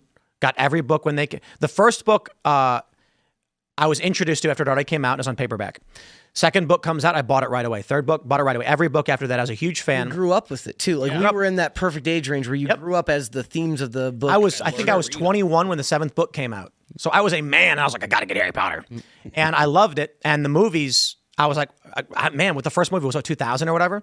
2001. 2001. I think I was 14 and I was like, we have to go see Harry Potter. I was like super excited for it. And I will not watch this stupidity. Like, I don't like that they're adding these racial overtones to Snape's character. Alan Rickman nailed it. I understand that there were certain parts. There's a lot of parts of the books that were omitted. Fair, but I'm when my kid is old enough to watch movies, she's watching the original films and reading the books. She's not going to watch this HBO abomination garbage. Yep. So, more power to them. If they want to make it, good luck. Part of me emotionally is like, I hope they fail for doing this. But at the same time, people can like what they like. Now Paramount is going to own Warner Brothers. So maybe they'll make it like pro-MAGA and they'll make like Trump into Snape. They put Snape in a MAGA hat so that you can't get mad. It's like, we made him black, but he's also a Trump supporter. Sorting hat is a MAGA hat. and it talks like this. Trump's voice inside the sorting hat. Gryffindor, Harry, you'd be great in Slytherin. I'm telling you, you'd be the best. It's a good house. He's like, but I didn't want to be in Slytherin. Well, okay, fine. Be a baby. Be a baby. Go to Gryffindor. That would be great. Someone should make that. That MAGA AI sorting can hat. do it. It's Trump. That would be great. I know someone out there can do it. Someone should make that. I need to figure out how to do that. Okay, I wonder, can Sea Dance do that? I bet it can. Venice has Sea Dance on it right now. Let me see if I can make that. It's probably already been made. I bet you doubt it. No, I bet. Come on, it's an obvious joke. Yeah, a MAGA sorting hat. How do you? Where's this? I'm gonna try and figure out how to do this on Venice. Somebody can do like Marco Rubio realizing he's got to be Snape now. Oh, that's a good one. Sea Dance 2. Wait, what? Whoa! They banned Sea Dance in the United States? Yeah, you didn't see that? What is Sea Dance? Like very recently. Yeah, like the other day. Yeah. I was so we do promos for Venice AI and I just used it last week. Yeah. Wow. Shocking. Yeah, just a thing popped up saying Sora 2's gone. I know. Yeah. I mean, it takes a lot of energy. Yeah. Wow. To run these videos. Crazy. All right, everybody, we're going to go to your Rumble rants and super chats. So smash that like button. Share the show with everyone you know. The uncensored portion of the show will be coming up at 10 o'clock at rumble.com/Timcast IRL. But before we do, go to those Rumble rants and chats. We've got a great sponsor for you. It is Ghost Bed. Not all mattresses are the same, my friend. They're not just furniture. That's why you should check out Ghost Bed. Ghost Bed doesn't build mattresses like furniture. They build engineered sleep systems. Their beds are serious health equipment. Designed for relief and recovery, not looks, not fluff. Your body should be healing while you sleep, not fighting for comfort. It's easy to tell the difference between a ghost bed and a regular old mattress if you're waking up stiff, tossing and turning, sleeping hot, even reaching for a pain reliever before bed. That's not aging. That could be your mattress talking. Here's another thing that's awesome about Ghost Bed. You get 101 nights to try it at home. If you don't feel the difference, you can send it back risk-free. Ghost Bed is offering my audience their lowest price of the season, plus an extra 10% off. Go to ghostbed.com/Tim and use promo code Tim. Again, ghostbed.com/Tim, promo code Tim. I'll add one more thing as an aside because I love shouting out things that help you sleep. Your testosterone and human growth hormone are generated by your body. They are produced while you're in deep sleep and REM sleep. If you are sleeping poorly, you will be fat and tired. Sleep and hydration. You got to look into this. I'm not going to tell you exactly how. I'm not a nutritionist or anything like this, but I'm telling you, look into that. Sleep better. You will feel better. I'm seeing all these ads for TRT, And I'm like, the first thing I would say to all these guys that are looking for testosterone therapy in their like late 30s and 40s or whatever, the first thing you should be doing is figuring out if you're exercising enough, eating healthy enough, hydrated, and sleeping before you start doing any kind of supplementation. But, talk to a nutritionist, talk to a doctor. Don't take advice from guys on the internet unless they're a doctor. But let's grab your rants and super chats and see what's going on. St. Miles says, who do you think blinked first? U.S., Iran, and or other nations? I actually wonder if this was not the play for the whole get-go. I don't know that it's going to hold off. If this succeeds, this might have been the plan. Trump doesn't. It's not possible to have regime change fundamentally. Obviously, you can kill their leaders, but other people come in. You need boots on the ground to actually get rid of the structures of their fundamentalist government. I don't know if Trump ever thought that would be possible because it's 90 million people. It's a massive country. I wonder if this is the Trump threatens annihilation, offers them the off-ramp. They have no choice but to accept it. And Trump did a big ask the whole time. Now, there's rumors that Iran is demanding that they enrich uranium if there's going to be a ceasefire, which is a non-starter. So we'll see how this one plays out. It may not work out well, but we're crossing our fingers, and I'm not going to root against a ceasefire. Because we don't know what entirely is in the 10-point plan. Well, they've got the general, they've released the generally. I guess not in the last hour. All right. HS Disturbed says, IRGC is considering this a win. Seems that they were about to call his bluff and he didn't want to make good on his threats. I disagree. I think both sides want to make it look like they've won. So Trump killed all of their leadership. The IRGC can claim everything they want. Trump blew up the Ayatollah. I'm sorry, there's no reality where Iran wins. It just doesn't. Trump may not get the guaranteed Grand Slam victory of taking the control of the entirety of the landmass, but Trump blew up like 40 government officials. So he fried them. I'll put it this way. If you get into a fight with somebody and he punches you in the face 15 times, but you threaten to kill a kid, so he stops punching you, I'm not going to call that you winning.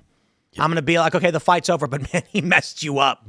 Iran lost their senior leadership, most of their Navy, at least half of their missile launchers, thousands of security personnel, bridges and rail lines, steel and petrochemical plants, their ability to deter, their nuclear infrastructure, their air defenses, and the ability to use Dubai as a sanctioned evasion hub for the possibility of charging tolls for merchant shipping on the Strait of Hormuz.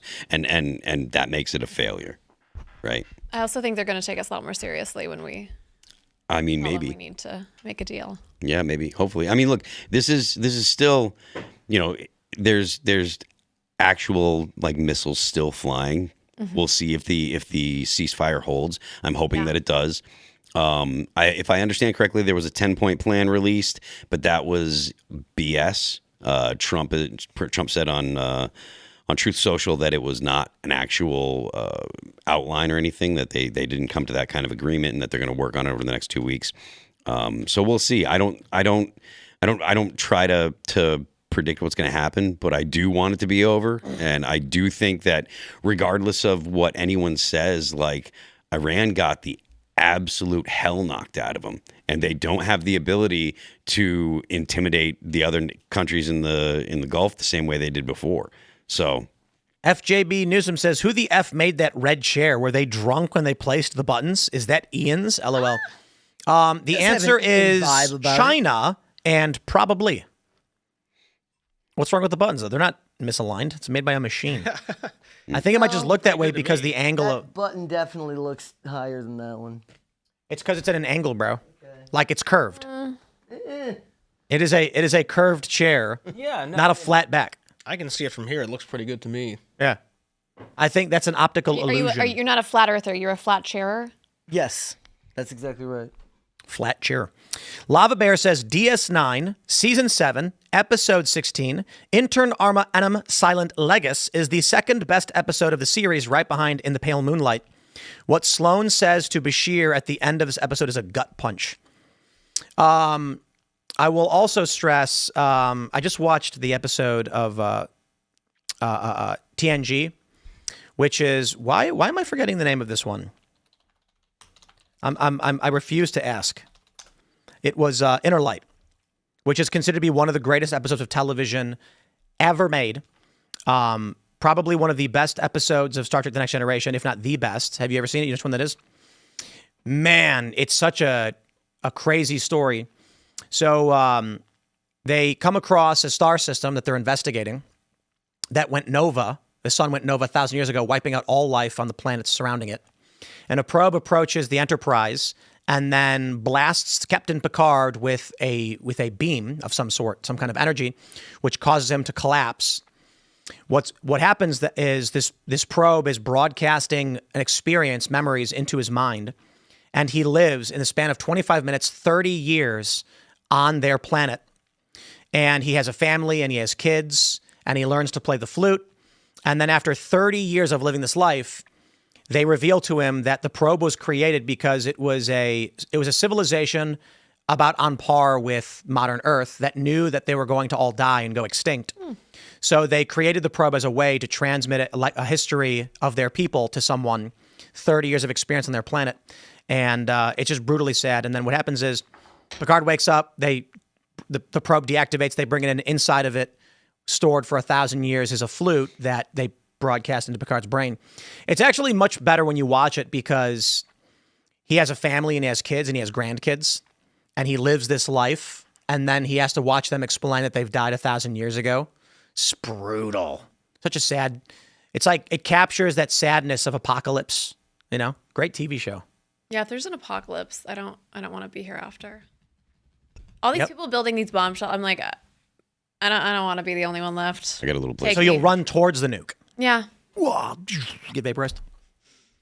Let's grab some more from. Maybe not the time for nuclear jokes, but yes. It's fine. Nuclear vessels. Nothing happened. Raymond G. Stanley Jr. says, Tim, I'm so pissed right now. I was so mad Trump was going to bomb Iran, but then Trump didn't bomb Iran, but now he's weak for not bombing Iran. Like, what? It's just people that are just. These liberals are making fun of Trump. It's like, well, it's not just taco liberals. can I know. mean. I'm just saying, like, the liberals sound like, haha. Like, why are you, what? Maybe taco can mean Trump always cools off. That way he's not. Yeah. Trump always cools off. It is Taco Tuesday. Yeah. I'm gonna tweet that. I'm gonna tag you in it. That's a good one. That's a great one. Trump always cools off. There you go. It's Trump just chill. always cools off. I mean, he did bomb one bridge. It's bombing some infrastructure. So not weak. No, I know. You know? No, I mean, if he were weak, he wouldn't have struck in the first place. Oh yeah. You know, I mean, and it was a massive. Oh, the liberals won Wisconsin, the Supreme Court.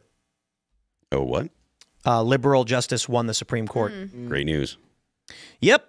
Not going there anytime. They already had a liberal control, I guess. Yeah. All right.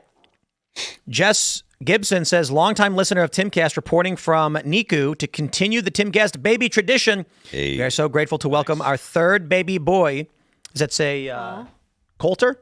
Coulter Lee Gibson at just 33 weeks and 3 pounds 50 ounces. Wow. Well, I hope for the best. I think that should be good, right? Yeah, I mean, children. 33 weeks is not too early. It's not like scary early, but he'll probably be in the NICU for a couple of weeks. Yeah.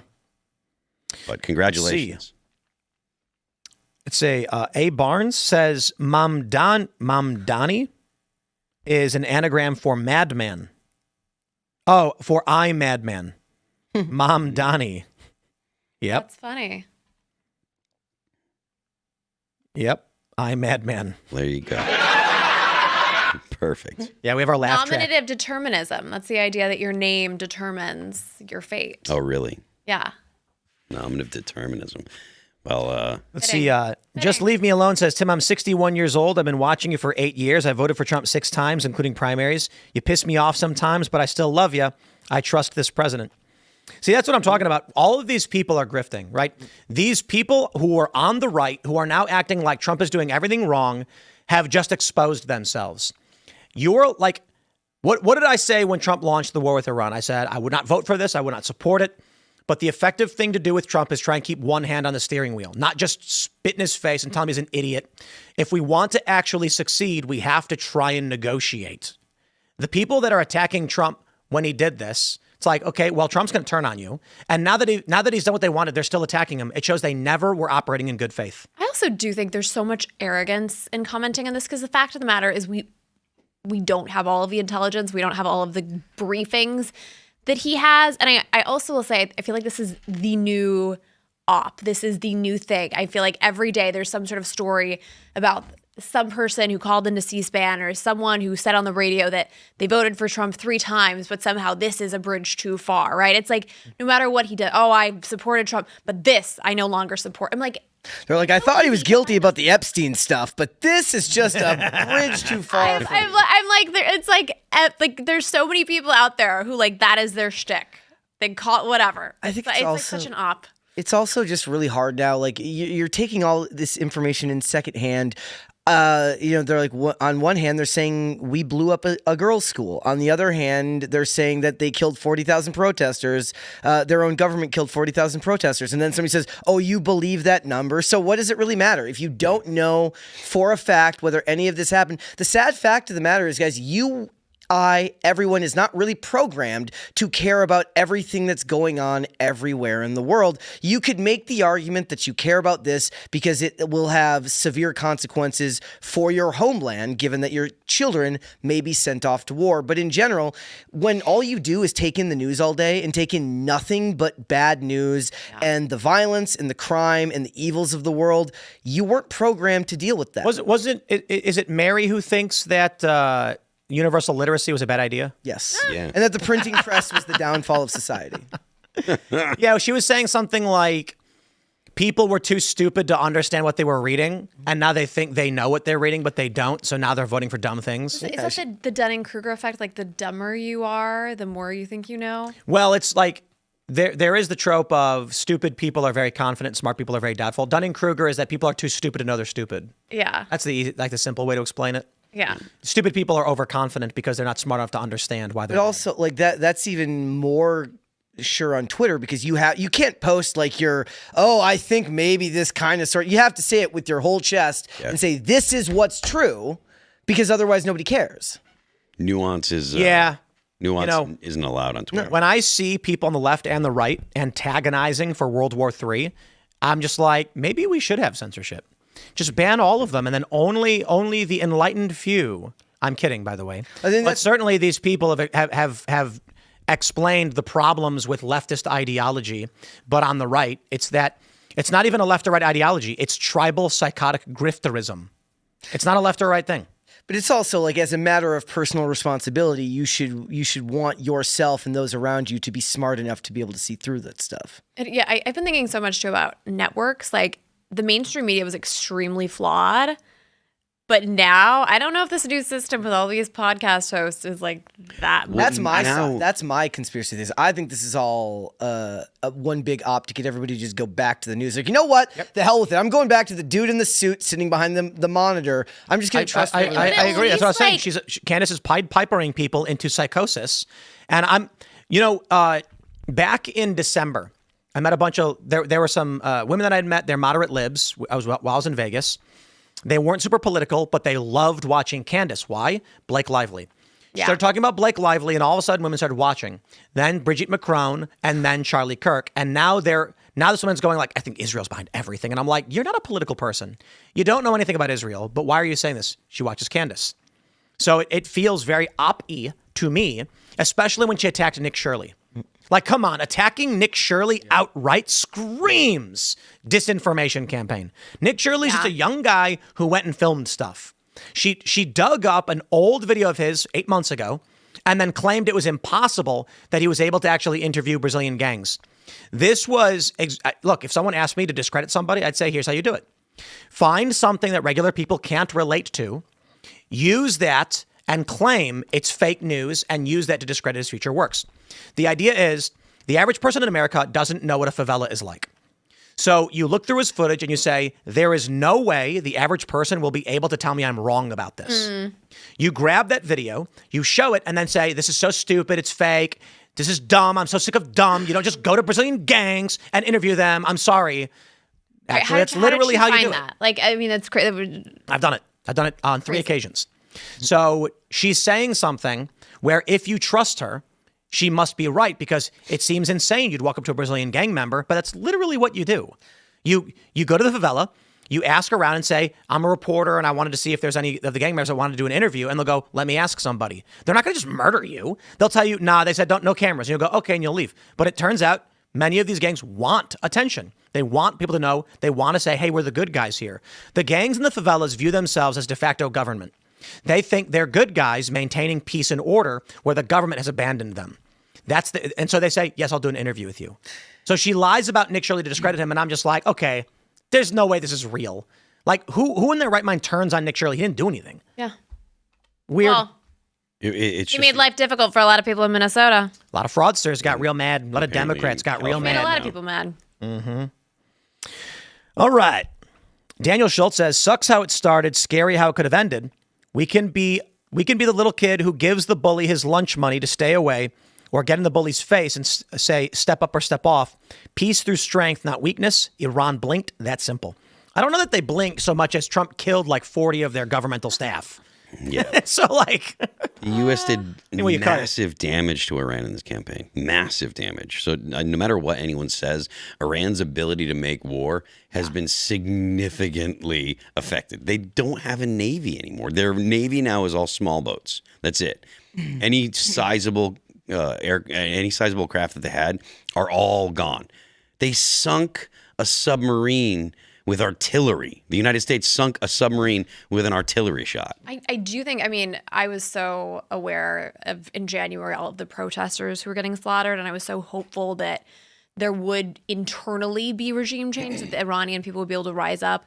It doesn't seem like that's going to happen, and I kind of feel like in this day and age with so much surveillance, is it possible to have a sort of uprising or a revolt? It is.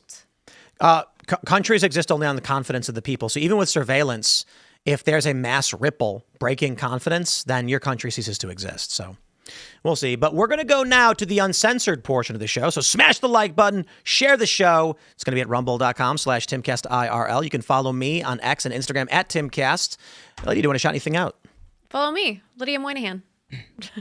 Right on. Perfect. Guys, if you want to follow me, I am on Instagram and on X at Brett Dasovic on both of those platforms. And what you should do is go check out Pop Culture Crisis. We are live Monday through Friday at 3 p.m. Eastern Standard Time, which is, of course, noon Pacific on YouTube and Rumble. And if you found our discussion tonight on Harry Potter enthralling for our YouTube channel members, I just did a full hour and 40-minute episode with Blabs from Side Scrollers. We got into it deep into the weeds on all the stuff going on with the new Harry Potter series on HBO. It's a lot of fun, so you should go check it out, become a channel member, and we'll see you over there. Thanks, guys. Yeah, on that same note, if anyone can find or make a MAGA sorting hat, please do send me that on Twitter or X at Carter Banks. You can follow me there and everywhere else at Carter Banks Official. Follow our label at Trash House Records on YouTube. And Phil. I am Phil That Remains on Twix. If you want to check out some of the things I've been writing on Patreon, it's patreon.com/Phil That Remains.